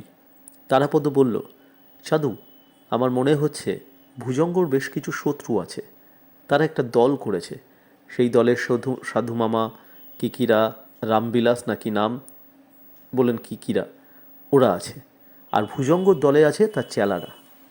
চন্দন বললেন, তাই মনে হয়। আরও খানিকটা এগিয়ে চন্দন ঘাড় ফেরালো পিছনে। সাইকেলে চড়া লোকটিকে দেখতে পেল না। কিকিরাকেও চোখে পড়ল না। দুপুরটা ভালোই কাটল। ভুজঙ্গভূষণের লোকজন আতিথ্যের ব্যাপারে কোনো কৃপণতা করল না। খাওয়া, শোয়া, বাগানে ঘুরে বেড়ানো, কোনো দিকেই কারও কোনো বাধা নেই। কিন্তু তারাপদদের কেমন মনে হচ্ছিল তারা যেন কাদের নজরে নজরে রয়েছে। সাধু মামার সঙ্গে বারদই চোখাচোখি হয়েছে, হওয়া মাত্র সাধু মামা সরে গেছেন। বিকেল পড়তে না পড়তে ফুরিয়ে গেল। তারপর সন্ধে। তারাপদরা তৈরি। আজ আবার সেই রহস্যময় ঘরে গিয়ে বসতে হবে। ভুজঙ্গ গতকালই জানিয়ে দিয়েছিলেন। আজ আবার কি দেখতে হবে কে জানে। তারাপদ বরাবরই ভীতু ধরনের, বড় বেশি নিরীহ। কিকিরা যতই সাহস দিন, ভূত প্রেত আত্মা বিশ্বাস করুক আর না করুক, তারাপদ তবু বিকেল থেকেই বেশ বিচলিত বোধ করতে লাগলো। সন্ধ্যের মুখে তার মুখ কেমন শুকিয়ে এলো। তারাপদ চন্দনকে বলল, সাধু, আমার এসব ভালো লাগে না। মিস্ট্রি বল আর অলৌকিক ব্যাপারই বল, কোনোটাই আমি সহ্য করতে পারি না। চন্দন বলল, উপায় নেই ভাই, ভুজঙ্গ সব রকম খেলা দেখতেই হবে। লোকটার মনে কি আছে এখনো বোঝা যায়নি। তারাপদ বলল, আজ আমি স্পষ্টই বলবো, ভুজঙ্গকে বলে দেব, আত্মা টাত্মা আমি দেখতে চাই না। আপনার সঙ্গে খোলাখুলি কথা বলতে চাই, আপনার মুখ দেখতে চাই। হয় সাপসপ কথা বলুন মশাই, না হলে ছেড়ে দিন, বাড়ি চলে যাই। আপনার সম্পত্তি আমি চাই না। দুই বন্ধুর কথাবার্তার মধ্যে মৃত্যুঞ্জয় এসে তাদের ডাকল, এসো। সেই একই ঘর, কালকের মতনই অন্ধকার। বাতি যেটুকু জ্বলছে তাতে পাশের মানুষকেও আবছা দেখায়। ধূপধুনো, গুগগুলের সেই রকম গন্ধ। তফাতের মধ্যে আজ একটা ছোট টেবিল রয়েছে গোল ধরনের, তার 3 দিকে চেয়ার। তারাপদরা বসল। ওরা বসার পর আচমকা কোথা থেকে ভারী গলায় স্তোত্র পাঠের মতন গানের সুর ভেসে এলো। তারাপদ সেটা স্পষ্ট হলো, যাকে বলে জলদ গম্ভীর। সেই স্বরে কে যেন স্তোত্র পাঠ করতে লাগলো। সংস্কৃত স্তোত্র। কে কোথায় গান করছে বুঝবার আগেই সেই গম্ভীর স্বর যেন কেমন অন্যমনস্ক করে ফেলল তারাপদকে। স্তোত্রের মধ্যেই ভুজঙ্গভূষণ এলেন। কখন এলেন বোঝা গেল না। তার বসার আসনেই বসলেন। মাথার ওপর সেই লাল আলো জ্বলে উঠল। ভুজঙ্গভূষণের পরনের রক্ত গৈরিক বসন। একটা বড় রুদ্রাক্ষ ঝুলছে গলায়। মুখের ওপর সেই আবরণ। স্তোত্র পাঠ বন্ধ হয়ে গেল। ভুজঙ্গভূষণই কথা বললেন প্রথমে। বললেন, তারাপদ, কাল তুমি ভয় পেয়ে গিয়েছিলে, তোমার বন্ধুও ভয় পেয়েছিল। আজ ভয় পেও না। যারা তোমার আত্মীয়, মা, বাবা, বোন। মা, বাবা, বোন? তারাপদ চমকে উঠে বলল, গলার স্বর যেন বুঝে আসছে। হ্যাঁ, তোমার নিজের লোক। এদের আত্মা যখন আসেন তখন তোমার ভয় কি? এরা কেউ তোমার কোনো ক্ষতি করবেন না। অনেক দূর থেকে তারা আসেন। আসতে তাদের কষ্টও হয়। এই মর্তলোকে তারা আসতে চান না। তবু আমরা যখন ডাকি, না এসে পারেন না। আজ আমি তোমার মাকে প্রথমে ডাকব।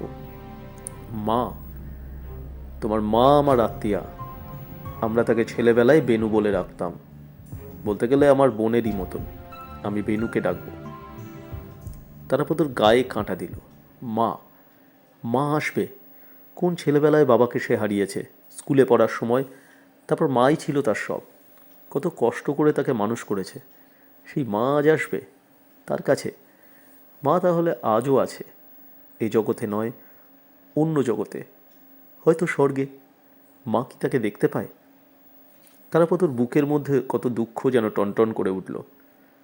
ভুজঙ্গভূষণ বললেন, তোমার মা আসবে, এই ঘরেই আসবে, কিন্তু তুমি তাকে দেখতে পাবে না। আত্মা অদৃশ্য, ছায়ারূপে তারা আসেন, চলে যান। মানুষের চোখ তাদের দেখতে পায় না। কোনো কোনো চিহ্ন তারা রেখে যান, স্পর্শও দিয়ে যান, কিন্তু সব সময় নয়, কখনো কখনো। এসব কাজ করতে তাদের কষ্ট হয়। কথা শেষ করে ভুজঙ্গভূষণ পায়ের কাছে পড়ে থাকা ঘণ্টা তুলে নিয়ে বাজালেন। ঘণ্টা শেষ হবার সঙ্গে সঙ্গে ভুজঙ্গভূষণের পিঠের দিক থেকে ভেলভেটের পর্দা সরিয়ে একটি মেয়ে এলো। ভালো করে দেখা যায় না মেয়েটিকে, তবু যেটুকু দেখা গেল তাতে মনে হলো কিশোরী মেয়ে, বছর 15 হয়তো হবে বয়স। রোগা দেখতে, ধপধপে ফর্সা রং, লম্বাটে মুখ, মাথার চুল এলো কড়া, পরনে ঘন কালো শাড়ি জামা। মেয়েটি এলো, কিন্তু কিছুই দেখল না, কোনো দিকেই তাকাচ্ছিল না। ভুজঙ্গভূষণের পায়ের দিকে রাখা ঘণ্টাটা তুলে নিল, নিয়ে তারাপদর কাছে এসে বসল। ঘণ্টাটা নিচে টেবিলের তলায় নামিয়ে রাখল। ভুজঙ্গভূষণ বললেন, তারাপদ, এই মেয়েটির মধ্যে দিয়ে তোমার মা আসবেন। ও হলো আধার, ওর মধ্যে দিয়ে তোমার মাকে আসতে হবে। তোমরা দুজনে ওর হাতে হাত ছুঁয়ে বসো, পায়ে পা ছুঁয়ে রাখবে, ও তোমাদের দেখিয়ে দেবে। তারাপদ কিছু ভাবতে পারছিল না, বিহ্বল বোধ করছিল। চন্দনের মনে হলো এই হয়তো সেই মেয়ে গতকাল জায়গায় সে এক লহমার জন্য দোতলায় দেখেছিল। ছোট গোল টেবিলের 3 দিকে চেয়ার। মেয়েটি একটি চেয়ারে বসল। ইশারায় তারাপদদের চেয়ার সামান্য সরিয়ে নিতে বলল। চেয়ার সাজিয়ে নেবার পর দেখা গেল টেবিলের ওপর হাত সরালে তারাপদর একটা হাত মেয়েটির হাত ছোঁয়, অন্য হাত চন্দনের হাত ছোঁয়। চন্দনেরও সেই একই অবস্থা, তার বাঁ হাত তারাপদর হাত ছুঁয়ে রয়েছে, ডান হাত মেয়েটির হাত ছুঁয়েছে। এ যেন বাচ্চা বয়সে সেই গোল হয়ে হাতে হাত ধরে খেলার মতন। মেয়েটি তার পা দুপাশে বাড়িয়ে দিল। ইশারায় তারাপদদের বলল ওদের এক একটা পা দিয়ে তার পা ছুঁয়ে রাখতে। সামান্য বিব্রত বোধ করলেও তারাপদরা পা বাড়াল। মেয়েটির পা বড় শক্ত শক্ত লাগলো তারাপদর, অবশ্য বুড়ো আঙুলের কাছটায় আলগা করে ছুঁয়ে থাকলো। ভুজঙ্গভূষণ বললেন, তুমি এবার মনে মনে তোমার মাকে ডাকো। তারাপদ চোখ বন্ধ করে এক মনে, আমিও তাকে ডাকছি বলে ভুজঙ্গভূষণ তার গম্ভীর গলায় কিসের জন্য একটা মন্ত্র পাঠ করতে লাগলেন। ঘরের সমস্ত আলো নিভে গেল, ঘুটঘুট করছে অন্ধকার। তারাপদ চোখ বন্ধ করে মার কথা ভাবতে লাগলো। তার ভয় হচ্ছিল, তবু সে মার কথা না ভেবে থাকতে পারল না। চন্দন প্রথমটায় চোখের পাতা খুলে রেখেছিল, কিন্তু চোখ খুলে রাখা না রাখা সমান, দু চোখই অন্ধ, কিছু দেখা যায় না, শুধু কালো আর কালো। চন্দনও চোখের পাতা বুঝে ফেলল। তারাপদর মাকে সে দেখেছে, ভালো করেই জানতো তাকে। চন্দনও তারাপদর মার কথা ভাবতে লাগলো, আর মাঝে মাঝে অনুভব করছিল তার একটা হাতের আঙুল মেয়েটির হাতের ওপর রাখা, অন্য হাতটি তারাপদর হাতের ওপর রয়েছে।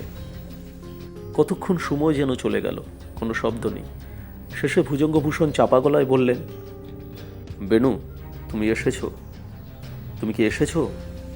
কোনো সাড়া শব্দ নেই, আবার চুপচাপ। আরও কিছু সময় গেল। ভুজঙ্গভূষণ এবার আবার বললেন, বেনু, তুমি এসেছো? আমরা তোমায় ডাকছি, তুমি এসেছো? হঠাৎ টেবিলের তলার দিকে মৃদু করে ঘণ্টা বেজে উঠল। ভুজঙ্গভূষণ বললেন, বেনু, তুমি যদি সত্যি সত্যি নিজে এসে থাকো, ঘণ্টাটা একবার বাজাও, বাজিয়ে থামিয়ে দাও, আবার বাজাও। ঘণ্টা সেইভাবেই বাজল। ভুজঙ্গভূষণ বললেন, তোমার ছেলেকে দেখতে পাচ্ছ? যদি পাও অন্যভাবে ঘণ্টা বাজাও, একটা না। এবারও সেই রকম বাজল। ভুজঙ্গভূষণ বললেন, তোমার ছেলেকে আমি এখানে এনেছি, তুমি তাকে বলো আমার ইচ্ছা মতন সে যেন চলে, আমি তার ভালো চাই। ঘণ্টাটা আস্তে আস্তে বাজল। ভুজঙ্গভূষণ বললেন, তোমার সঙ্গে আর কেউ এসেছে বেনু? কে এসেছে? ঘণ্টা বাজল না। ভুজঙ্গভূষণ কেমন আকুল স্বরে বললেন, কে এসেছে বেনু? তোমার স্বামী?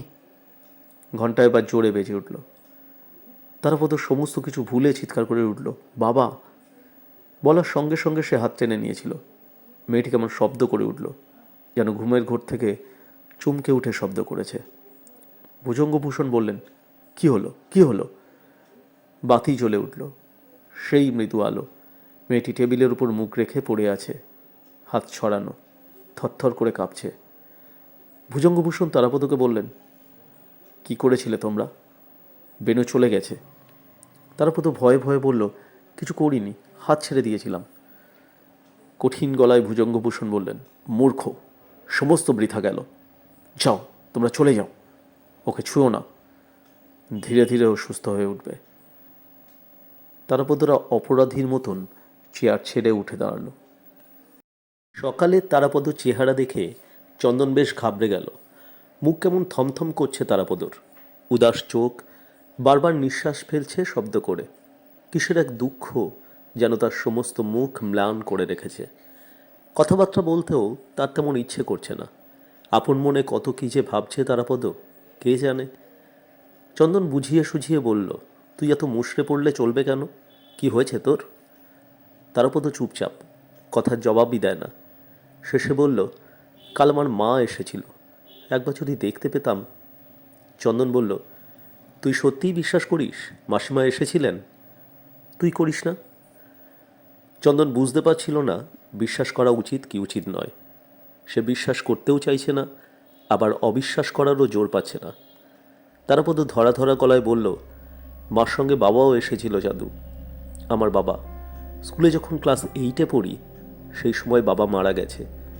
এত বছর পরে বাবা এসেছিল। ইস, আমি কি যে করলাম। তারাপদ চোখ ছলছল করে উঠল, ঠোঁট কাঁপতে লাগলো। চন্দন বুঝতে পারল না কি বলবে। তার খারাপ লাগছিল। মা বাবার জন্য বন্ধুর এই দুঃখ সে বুঝতে পারে, কিন্তু কেমন করে সান্ত্বনা দেবে জানে না। মাথা চুলকে চন্দন বলল, তারা, এমন তো হতে পারে এসবই মিথ্যে। তারাপদর ভালো লাগলো না কথাটা। বন্ধুর দিকে ক্ষোভের চোখে তাকালো, বলল, মিথ্যে? কিকিরা তো তাই বলেছেন। কিকিরা যা বলবেন তাই সত্যি হবে? বেশ, তুই বল, এটা কেমন করে সম্ভব হলো? আমি ওই মেয়েটার একটা হাত আর একটা পা ছুঁয়ে রেখেছিলাম, একবারও ছাড়িনি। তুইও ছুঁয়েছিলি, ঠিক কি না? হ্যাঁ। তাহলে ঘন্টাটা কেমন করে বাজলো? কে বাজালো? চন্দন জবাব দিতে পারল না। সে এই ব্যাপারটা নিয়ে কাল রাত থেকেই ভেবেছে, ভেবে কোনো কুলকিনারা পায়নি। এক যদি এমন হয় যে ওই খুটখুটে অন্ধকার ঘরে কেউ লুকিয়ে এসে ঘন্টাটা বাজিয়ে দিয়ে যায়, কিন্তু তা কেমন করে সম্ভব?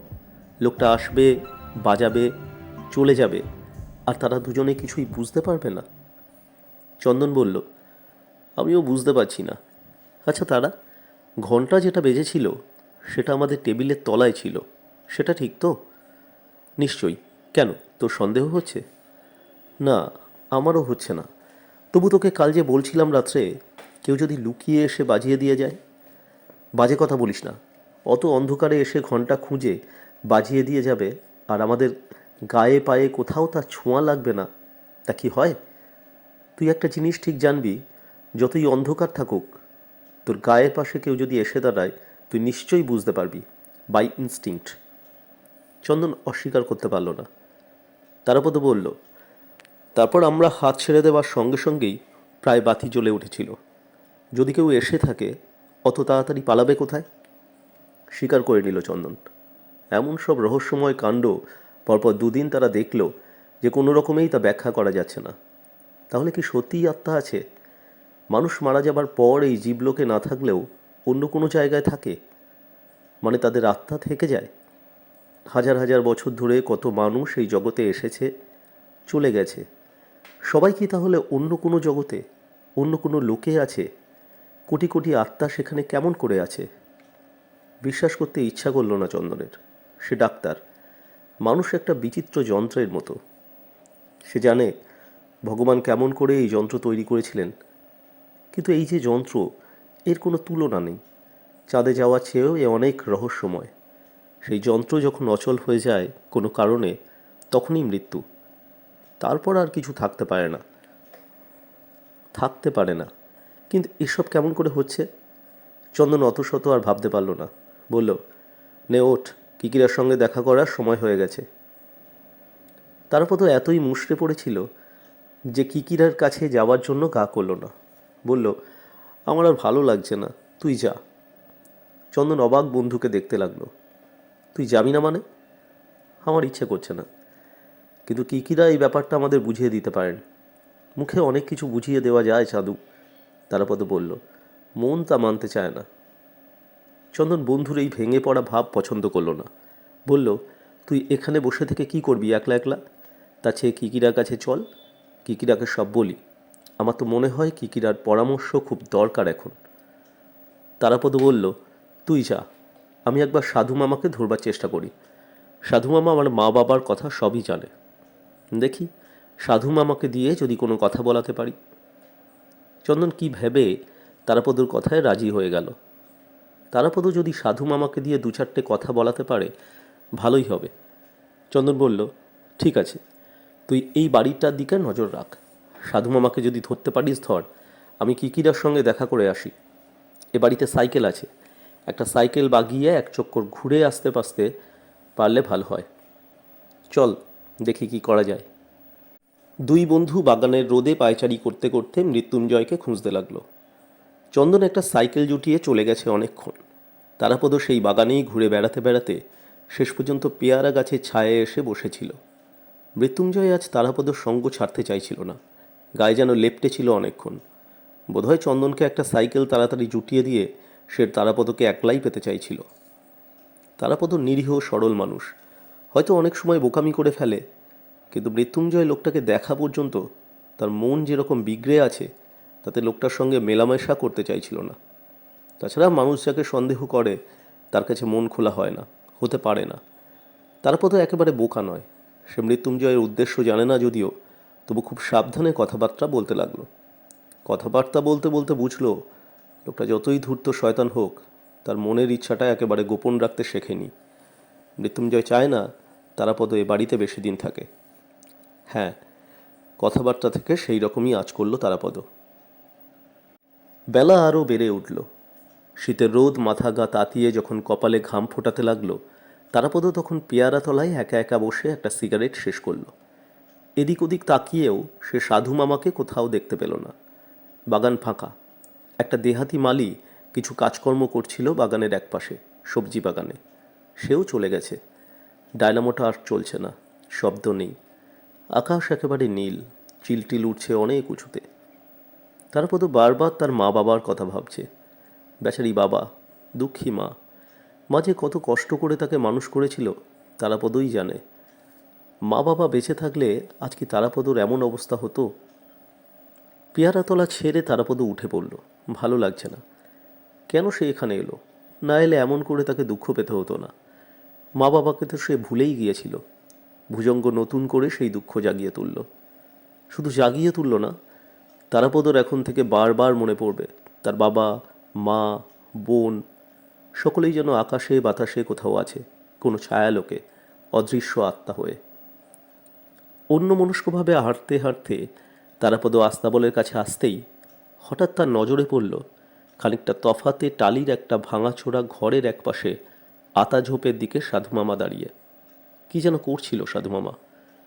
তারাপদ একবার চারপাশে তাকালো, কাউকে দেখতে পেল না। আস্তাবলে ঘোড়া নেই, সহিস বোধহয় ঘোড়া নিয়ে মাঠে গিয়েছে।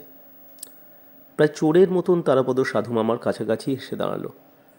ততক্ষণে সাধুমামা তারাপদকে দেখতে পেয়ে গেছেন। সাধুমামা তারাপদকে দেখে ভয়ের চোখে চারপাশে তাকালেন, যেন কেউ তাকে দেখে ফেলবে। তারাপদ বলল, সাধুমামা। আতা ঝোপের আড়ালে মাটিতে বসে পড়লেন সাধুমামা, চোখে ভয়, সারা মুখে উদ্বেগ। ইশারায় তারাপদকে বসে পড়তে বললেন। তারাপদ বসল, বসে এক দৃষ্টে সাধুমামার দিকে তাকিয়ে থাকল। তারপর বলল, সাধুমামা, তুমি বোবা সেজে বসে রয়েছ কেন? সাধুমামা জবাব দিতে পারলেন না। তার গলার শিরা ফুলে উঠল, মুখ কেমন কালচে হয়ে এলো, জল এসে পড়ল চোখে। তারপর চাপা গলায় ভাঙা ভাঙা স্বরে জড়িয়ে জড়িয়ে বললেন, প্রাণের ভয়ে। বলতে বলতে সাধুমামা তার রোগা হাত কপালে তুললেন। তার হাত কাঁপছিল থরথর করে। শিরাগুলোই চোখে পড়ে, বিন্দুমাত্র মেয়ের মাংস যেন হাতে নেই, হাড় ফুটে আছে। সাধুমামার গলার স্বর থেকেই বোঝা যায় তার গলা কি বিশ্রী খসখসে হয়ে গেছে, জিভের কোনো দোষ হয়েছে, তার কথা জড়িয়ে যায়। তারপদর কান্না পাচ্ছিল। বেচারি সাধুমামা, যেভাবে সাধুমামা বেঁচে আছেন তা প্রায় মরে যাওয়ারই সামিল। তারাপদ বলল, ভুজঙ্গ তোমায় মেরে ফেলবে? মারতে চেয়েছিল, পারেনি। টেনে টেনে জড়িয়ে জড়িয়ে সাধুমামা বললেন, কেন? আমি ওর বাধা হয়ে পড়েছিলাম। কিন্তু তুমি আমাদের সব খবরাখবর ওকে দিয়েছো, আমাদের ছবি দিয়েছো। দিয়েছি বাবা, তখন ওকে বুঝিনি। ও আমায় বশ করে রেখেছিল। আমি তোমাদের ভালোই চেয়েছিলাম। পরে বুঝলাম ও একটা পাপী, নরকেও ওর জায়গা নেই। পশু, পশু, একেবারে পশু। সাধু মামা অনেক কষ্ট করে কথাগুলো বললেন। বলতে তার কি পরিশ্রম যে হচ্ছিল তারাপদ বুঝতে পারল। কথা বলতে তোমার বড় কষ্ট হয় না? হ্যাঁ, বড় কষ্ট। তুমি আমায় একটা কথা বলো সাধু মামা, ভুজঙ্গ কি আত্মা নামাতে পারে? সাধু মামা কিছু বলার আগেই মৃত্যুঞ্জয়কে তারাপদ দেখতে পেল। সঙ্গে সঙ্গে তার বুক ধক করে লাফিয়ে উঠল যেন। সর্বনাশ, মৃত্যুঞ্জয় যদি তাদের দেখতে পায়, সাধু মামার ভীষণ অবস্থা হবে। তারাপদ ভয়ে কাঠ হয়ে বলল, সাধু মামা, মৃত্যুঞ্জয়। মৃত্যুঞ্জয়ের নাম শোনা মাত্র সাধু মামা আতাঝোপের আড়ালে শুয়ে পড়লেন। শুয়ে পড়ে হাত পা গুটিয়ে কুণ্ডলি হয়ে গড়াতে গড়াতে আরও হাত কয়েক দূরে সরে গেলেন। জায়গাটা আরও ঝোপে ঝাড়ে ভরা। বুনো তুলসীর ঝোপ, কাঁটা ঝোপ, তারই মধ্যে এক ধরনের বুনো লতা গাছপালার গায়ে জড়িয়ে জড়িয়ে বেড়ে উঠেছে। সাধু মামা ইশারায় তারাপদকে চলে যেতে বললেন। তারাপদ আড়াল থেকে মৃত্যুঞ্জয়কে লক্ষ্য করতে লাগলো। সামান্য সময় লক্ষ্য পর দেখল মৃত্যুঞ্জয় অন্যদিকে চলে যাচ্ছে, বাড়ির ভেতরেই যাচ্ছে। তারাপদ বসে বসেই বলল, সাধু মামা, কাল ভুজঙ্গ আমার মার আত্মাকে এনেছিল, বাবাও এসেছিল। আমি গোলমাল করে ফেলায় সব নষ্ট হয়ে গেল। ভুজঙ্গ কেন আমার মা বাবাকে এনেছিল? সত্যিই কি তারা এসেছিল? সাধু মামা হাত নেড়ে তারাপদকে চলে যেতে ইশারা করছিলেন। বললেন, ভুজঙ্গ তোমায় এইখানে এ বাড়িতে আটকে রাখতে চায়, সারা জীবনের মতন। তোমাকেও সে ভুজঙ্গ করতে চাইছে। খবরদার, তুমি থেকো না। এই সম্পত্তির জন্য নিজের সর্বনাশ তুমি করো না বাবা। তুমি পাপী হয়েও না, এ বড় পাপের জিনিস। যাও, আর এখানে থেকো না, উঠে যাও, পরে কথা বলবো। তারাপদ কয়েক মুহূর্ত বসে থেকে সাধু মামাকে দেখল।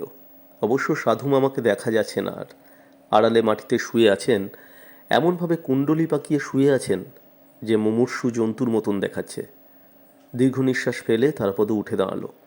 তারপর ধীরে ধীরে নিজের ঘরের দিকে এগিয়ে চলল। আরও খানিকটা বেলায় চন্দন ফিরল। তারাপদ তার বিছানায় শুয়েছিল, ছাদের দিকে তাকিয়ে। খোলা জানলা দিয়ে রোদ আসছে না, কিন্তু আলো আসছিল, উজ্জ্বল আলো। একজোড়া ভোমরা ঘরের মধ্যে উঠছে, জানলা দিয়ে বাইরে চলে যাচ্ছে, আবার কখন এসে ঘরে ঢুকে পড়ছে। শেষ পর্যন্ত তারা উড়ে গেল বাইরে। তারাপদও নিশ্চিন্ত বোধ করল। চন্দন এসে বলল, তারা, তুই না যাওয়ায় কিকিরা খুব ঘাবড়ে গিয়েছেন। কেন? কিকিরা ভয় পাচ্ছেন তুই না শেষ পর্যন্ত ভুজঙ্গর খপ্পরে পড়ে যাস। তারাপদ তেমন খুশি হলো না। বলল, খপ্পরে পড়ে যাওয়ার কি দেখলেন উনি? চন্দন বলল, তুই আত্মা নামানোর ব্যাপারে বিশ্বাস করে ফেলেছিস। ভুজঙ্গ এই চাল দিয়ে তোকে বাগিয়ে ফেলবে। মানে? মানে এরপর ভুজঙ্গ যা বলবে তুই তাই করবি। তারপর হঠাৎ কেমন যেন রেগে উঠল। বলল, কিকিরা যা বলবেন তাই মেনে নিতে হবে? উনি মুখেই বলছেন, কাজে কিছু দেখাতে পাচ্ছেন, বোঝাতে পাচ্ছেন? কালকের ব্যাপারটা কেমন করে হলো কিকিরা আমায় বোঝান, তারপর অন্য কথা। চন্দন বলল, কিকিরা বললেন ঘরে কোনো আত্মা টাত্মা নামেনি, এটা ওই মেয়েটিরই কাজ। তারপর এত অবাক হয়ে গেল যে কিছুক্ষণ কথাই বলতে পারল না। তারপর বলল, কি বাজে কথা বলছিস তুই? মেয়েটা কেমন করে ঘন্টা বাজাবে? আমরা তার হাতে হাত রেখে বসেছিলাম, আমাদের পা তার পা ছুঁয়েছিল। তুই কি বলতে চাস মেয়েটার আরও একটা লুকোনো হাত ছিল? বাজে বকিস না চাঁদ। চন্দন বলল, কিকিরাকে আমি সে কথা বলেছিলাম। উনি বললেন হাতে হাত রাখা, পায়ে পা ছোঁয়ানো সবই ঠিক, কিন্তু ওরই মধ্যে একটা ভেলকি আছে। ভেলকি আছে বললেই তো চলবে না, তার প্রমাণ কি? কোনো প্রমাণ নেই, মানে আমরা কাল ধরতে পারিনি। ওইভাবে ঘুটঘুটে অন্ধকারে বসিয়ে আত্মা নামালে লোকে সমস্ত ব্যাপারটায় এত অবাক হয়ে যায় যে ভেতরে ভেতরে কি হচ্ছে খেয়াল করে না। মেয়েটা যদি কোনো চালাকি করে থাকে আমরা ধরতে পারিনি। কোনো চালাকি করেনি, তারাপদ বলল। চন্দন একটু চুপ করে থেকে বলল, ঠিক আছে, আর যদি আবার ওই মেয়েটা আসে আমিও তককে তককে থাকবো। থাকিস? চন্দন বেশ বুঝতে পারল তারাপদ তার মা বাবার আত্মা আসার ব্যাপারটা বিশ্বাস করে নিয়েছে প্রায়। না, বন্ধুর সে দোষ ধরছে না। মানুষের এই দুর্বলতায় দোষ ধরা যায় না। কিকিরাও বলেছেন ভুজঙ্গ তারাপদ দুর্বল জায়গায় ঘা মারছেন। এই ঘা দিয়েই সে তারাপদকে বশ করবে, তাকে নিজের মুঠোয় এনে ফেলবে। চন্দন যে কেমন করে বন্ধুকে ভুজঙ্গর হাত থেকে বাঁচাবে বুঝতে পারছে না। কিকিরা বলেছেন, আপনি স্যার এখন থেকে আরও সজাগ থাকবেন, আরও নজর রাখবেন সব ব্যাপারে। চন্দন আজ খুব সতর্ক থাকবে। আজ সে দেখবার চেষ্টা করবে কেমন করে আত্মা আসে, কেমন করে ঘন্টা বাজে। কিকিরা তাকে একটা জিনিস দিয়েছেন, ছোট্ট জিনিস, লুকিয়ে রাখা যায়। চন্দন আজ যখন ওপরের ওই ভুতুরে ঘরে যাবে, তখন জিনিসটা লুকিয়ে নিয়ে যাবে কাপড়ের মধ্যে। চন্দনের ইচ্ছে ছিল ইঞ্জেকশনের ছুঁচটা লুকিয়ে নিয়ে যাবার। যদি সে দেখত বা তার সন্দেহ হতো আত্মার নাম করে আশেপাশে কেউ ঘোরাঘুরি করছে, তবে একবার ছুঁচটা ফুটিয়ে দিত গায়ে। আত্মা হলে নিশ্চয়ই ছুঁচ ফুটত না, বাতাসে গিয়ে আর ছুঁচ ফোটে। কিন্তু কোনো মানুষ হলে, সে যেমনই মানুষ হোক, আচমকা ছুঁচ ফুটলে উফ করে উঠত। আর তখনই ব্যাপারটা জানা যেত, বোঝা যেত ভুজঙ্গ আত্মা নামায় না মানুষ নামায়। চন্দন বিছানায় শুয়ে এইসব ভাবতে লাগলো, আর তারাপদ বসলো দাড়ি কামাতে। দাড়ি কামাতে কামাতে তারাপদ বলল, সাধু, সাধু মামার সঙ্গে আজ আমার কথা হয়েছে। চন্দন তাকালো। তারাপদ বলল, সাধু মামাকে আমি 2-4টে কথা জিজ্ঞেস করেছি। এমন সময় মৃত্যুঞ্জয়কে দেখতে পেলাম। বেশি কথা হলো না। সাধু মামা কথা বলতে পারে, কিন্তু কেমন জড়িয়ে জড়িয়ে, খুব কষ্ট হয়। সাধু মামা আমায় বলল, ভুজঙ্গ আমায় এইখানে আটকে রাখতে চায়। কেন বলতো? চন্দন বলল, কিকিরাও তাই বললেন। কিন্তু কেন? ভুজঙ্গ মারা যাবার পর তুই আরেক ভুজঙ্গ হয়ে থাকবি বলে।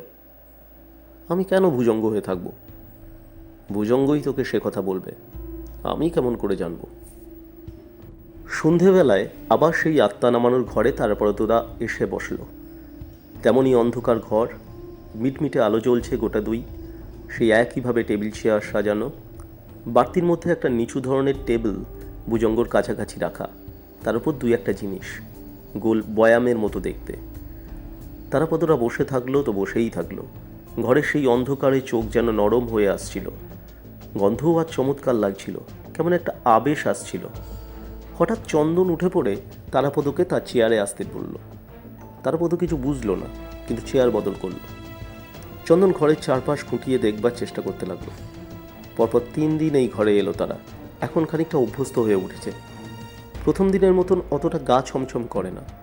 চন্দন দেখলো এই ঘরের বাইরে মন একরকম থাকে, কিন্তু ঘরটায় ঢুকলেই ধীরে ধীরে কেমন যেন অন্যরকম হয়ে যায়। সেই বিড়ালটাকেও চন্দন দেখলো, চোখের মণি দুটো জ্বলছে। আরও খানিকটা পরে ভুজঙ্গভূষণ এলেন। তার মাথার ওপরকার চূড়া লাল আলো জ্বলে উঠল। ঘরের অন্য বাতি দুটো নিভে গেল সঙ্গে সঙ্গে। ভুজঙ্গভূষণের একই বেশ, রক্তগৈরিক বসন, মুখের ওপর সেই মুখোশ, গলায় বিশাল রুদ্রাক্ষমালা। তিনি এসে বসার পর সেই কালকের মতন স্তোত্র পাঠ হলো। গ্রামোফোন রেকর্ডে যেভাবে গান বায় সেইভাবেই। এই ঘরের কোথাও এই গান বাজাবার ব্যবস্থা আছে। ভেতর থেকে কেউ বাজায়, বন্ধ করে। যে বাজায় সেই বোধহয় ঘরের আলো জ্বালায়। চন্দন আজ সমস্ত কিছু লক্ষ্য করতে লাগলো। স্তোত্রপাঠ শেষ হবার পর একেবারে স্তব্ধ সব। সেই স্তব্ধতা ভেঙে ভুজঙ্গভূষণ গম্ভীর স্বরে সংস্কৃতে কী যে মন্ত্রপাঠ করলেন। তারপর তারাপদকে বললেন, তারাপদ, তুমি কি তোমার মা বাবাকে আজ আবার ডাকতে চাও? তারাপদ সঙ্গে সঙ্গে জবাব দিল, হ্যাঁ। একটু থেমে ভুজঙ্গভূষণ বললেন, কাল তোমরা যা করেছো তাতে বড় ক্ষতি হয়েছে। ওই মেয়েটি, যার মধ্যে তোমার মা বাবার আত্মা এসেছিলেন, আচমকা তোমরা তার হাত থেকে হাত উঠিয়ে নেবার পর সে একরকম অজ্ঞান হয়ে গিয়েছিল। অনেকক্ষণ পরে তার জ্ঞান আসে। খুব দুর্বল হয়ে পড়েছিল। মিডিয়ামদের স্নায়ু হলো সূক্ষ্ম তারের মতন, একটুতেই গোলমাল হয়ে যায়। তারাপদ লজ্জা পেল, বলল, আমি নিজেকে সামলাতে পারিনি। তোমার মা বাবার আত্মাও কষ্ট পেয়েছেন। তোমরা এখানকার মানুষ, তোমাদের বোঝার সাধ্য নেই এইভাবে আত্মাদের আসতে যেতে কত কষ্ট হয়। ডাকলেই কি তারা আসেন? না না, অনেক সময় 1000বার ডাকলেও আসেন না। আবার যখন আসেন তখন তারা নিজেরা না চলে যাওয়া পর্যন্ত বিদায় দিতে নেই। এতে তাদের আরও কষ্ট হয়। কাল তোমরা তাদের কষ্ট দিয়েছ। আজ তারা আবার আসবেন কি না আমি বলতে পারছি না। আসবেন না? তারাপদ ব্যাকুল হয়ে বলল, কেমন করে বলবো? আপনি ডেকে দিতে পারেন না? চেষ্টা করি, দেখি। ভুজঙ্গভূষণ ঘণ্টা বাজালেন। কয়েক মুহূর্ত পরেই সেই মেয়েটিকে দেখা গেল। ঘন কালো শাড়ি, কালকের মতোই, সিল্কের শাড়িই হবে। পায়ের দিকটা দেখা যাচ্ছে না, শাড়ি লুটোচ্ছে কার্পেটে।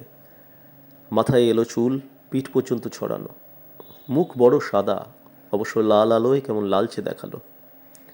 মেয়েটি ঘণ্টা উঠিয়ে নিয়ে টেবিলের কাছে চলে গেল। একবার শুধু তারাপদ আর চন্দনকে দেখল। ও দুই চোখ কেমন টানা টানা ছোট দেখালো, যেন ঘুম জড়িয়ে আছে। কালকের মতন করেই বসলো তিনজনে গোল টেবিল ঘিরে। মেয়েটির একটা ছড়ানো হাতের ওপর তারাপদর হাত, আঙুলে আঙুল ছোঁয়ানো, অন্য হাতটি চন্দনের দিকে বাড়ানো। চন্দন তার হাত এমন করে মেয়েটির আঙুলে ছুঁয়ে রাখলো যেন একটু হাত কাঁপলেই সে বুঝতে পারে। পায়ে পা ছোঁয়ানো থাকলো। চন্দন বুঝতে পারল না মেয়েটির পায়ের আঙুল এত শক্ত কেন, হাড় হাড় বলেই হয়তো। ঘর অন্ধকার হয়ে গেল, ঘুটঘুটে অন্ধকার। ভুজঙ্গ বললেন, তারাপদ, এক মনে নিবিষ্ট চিত্তে ওদের ডাকো। তারাপদ চোখ বুঝে মা বাবাকে ডাকতে লাগলো। চন্দন চোখের পাতা বন্ধ করল না, তাকিয়ে রইল। এই অন্ধকার যেন পাহাড়ের কোনো গুহার মধ্যেও অন্ধকার, কিছুই দেখা যায় না। চোখের সাধ্য নেই 1 বিঘা দূরের জিনিসও অনুমান করতে পারে। ঘর একেবারে নিস্তব্ধ। নিঃশ্বাসের শব্দ ছাড়া কোনো শব্দ নেই। সময় কেটে যেতে লাগলো। চন্দনও যেন আর নেওয়া পেরে চোখের পাতা বন্ধ করে ফেলল। তারাপদ অধীর হয়ে উঠছিল। মা বাবা আজ কি আর আসবে না? কাতর হয়ে তারাপদ তার মা বাবাকে ডাকতে লাগলো। সময় কেটে গেল আরও কতক্ষণ যেন। মনে হলো আজ আর কেউ আসবে না। তারাপদ প্রায় যখন হতাশ হয়ে পড়েছে, ঠিক তখন ঘণ্টার মৃদু ঘণ্ট শব্দ হলো। ভুজঙ্গ সঙ্গে সঙ্গে বললেন, কে? বেনু? ঘণ্টা বাজল না। বেনু, তুমি কি আসোনি? বেনু, তুমি কি আসোনি? কোনো শব্দ হলো না। ভুজঙ্গ এবার বললেন, কে তুমি? বিষ্ণু নাকি? বিষ্ণু তারাপদর বাবার নাম। বিষ্ণুপদ নাম থেকে বিষ্ণু। এবারও কোনো শব্দ হলো না, ঘণ্টা বাজল না। ভুজঙ্গ নিজেই যেন বিচলিত হয়ে পড়েছেন। বললেন, তুমি কে? তারাপদ যদি কেউ না হও, সাড়া দাও। ঘণ্টা বাজল না। ভুজঙ্গ কয়েক মুহূর্ত অপেক্ষা করে বললেন, তুমি কি তাহলে বেনুর মেয়ে? এবার খুব আস্তে করে ঘণ্টা বাজল। তারাপদ কল্পনাই করেনি তার সেই ছোট্ট বোন পড়ি আসবে। সেই পড়ি কত ছোট্ট ছিল, কি সুন্দর ছিল। তার মাথায় ঝাঁকড়া চুল আর ফুটফুটে গায়ের রং ছাড়া কিছুই আর মনে নেই তারাপদর। সিঁড়ি থেকে গড়িয়ে পড়ে মাথায় চোট লেগেছিল পড়ির, মারা গেল। আহারে, তারাপদ সেই ছোট্ট বোন পড়ি আজ এসেছে। কিছুতেই নিজেকে সংযত রাখতে পারল না তারাপদ। ছেলে মানুষের মতন ফুঁপিয়ে কেঁদে উঠল।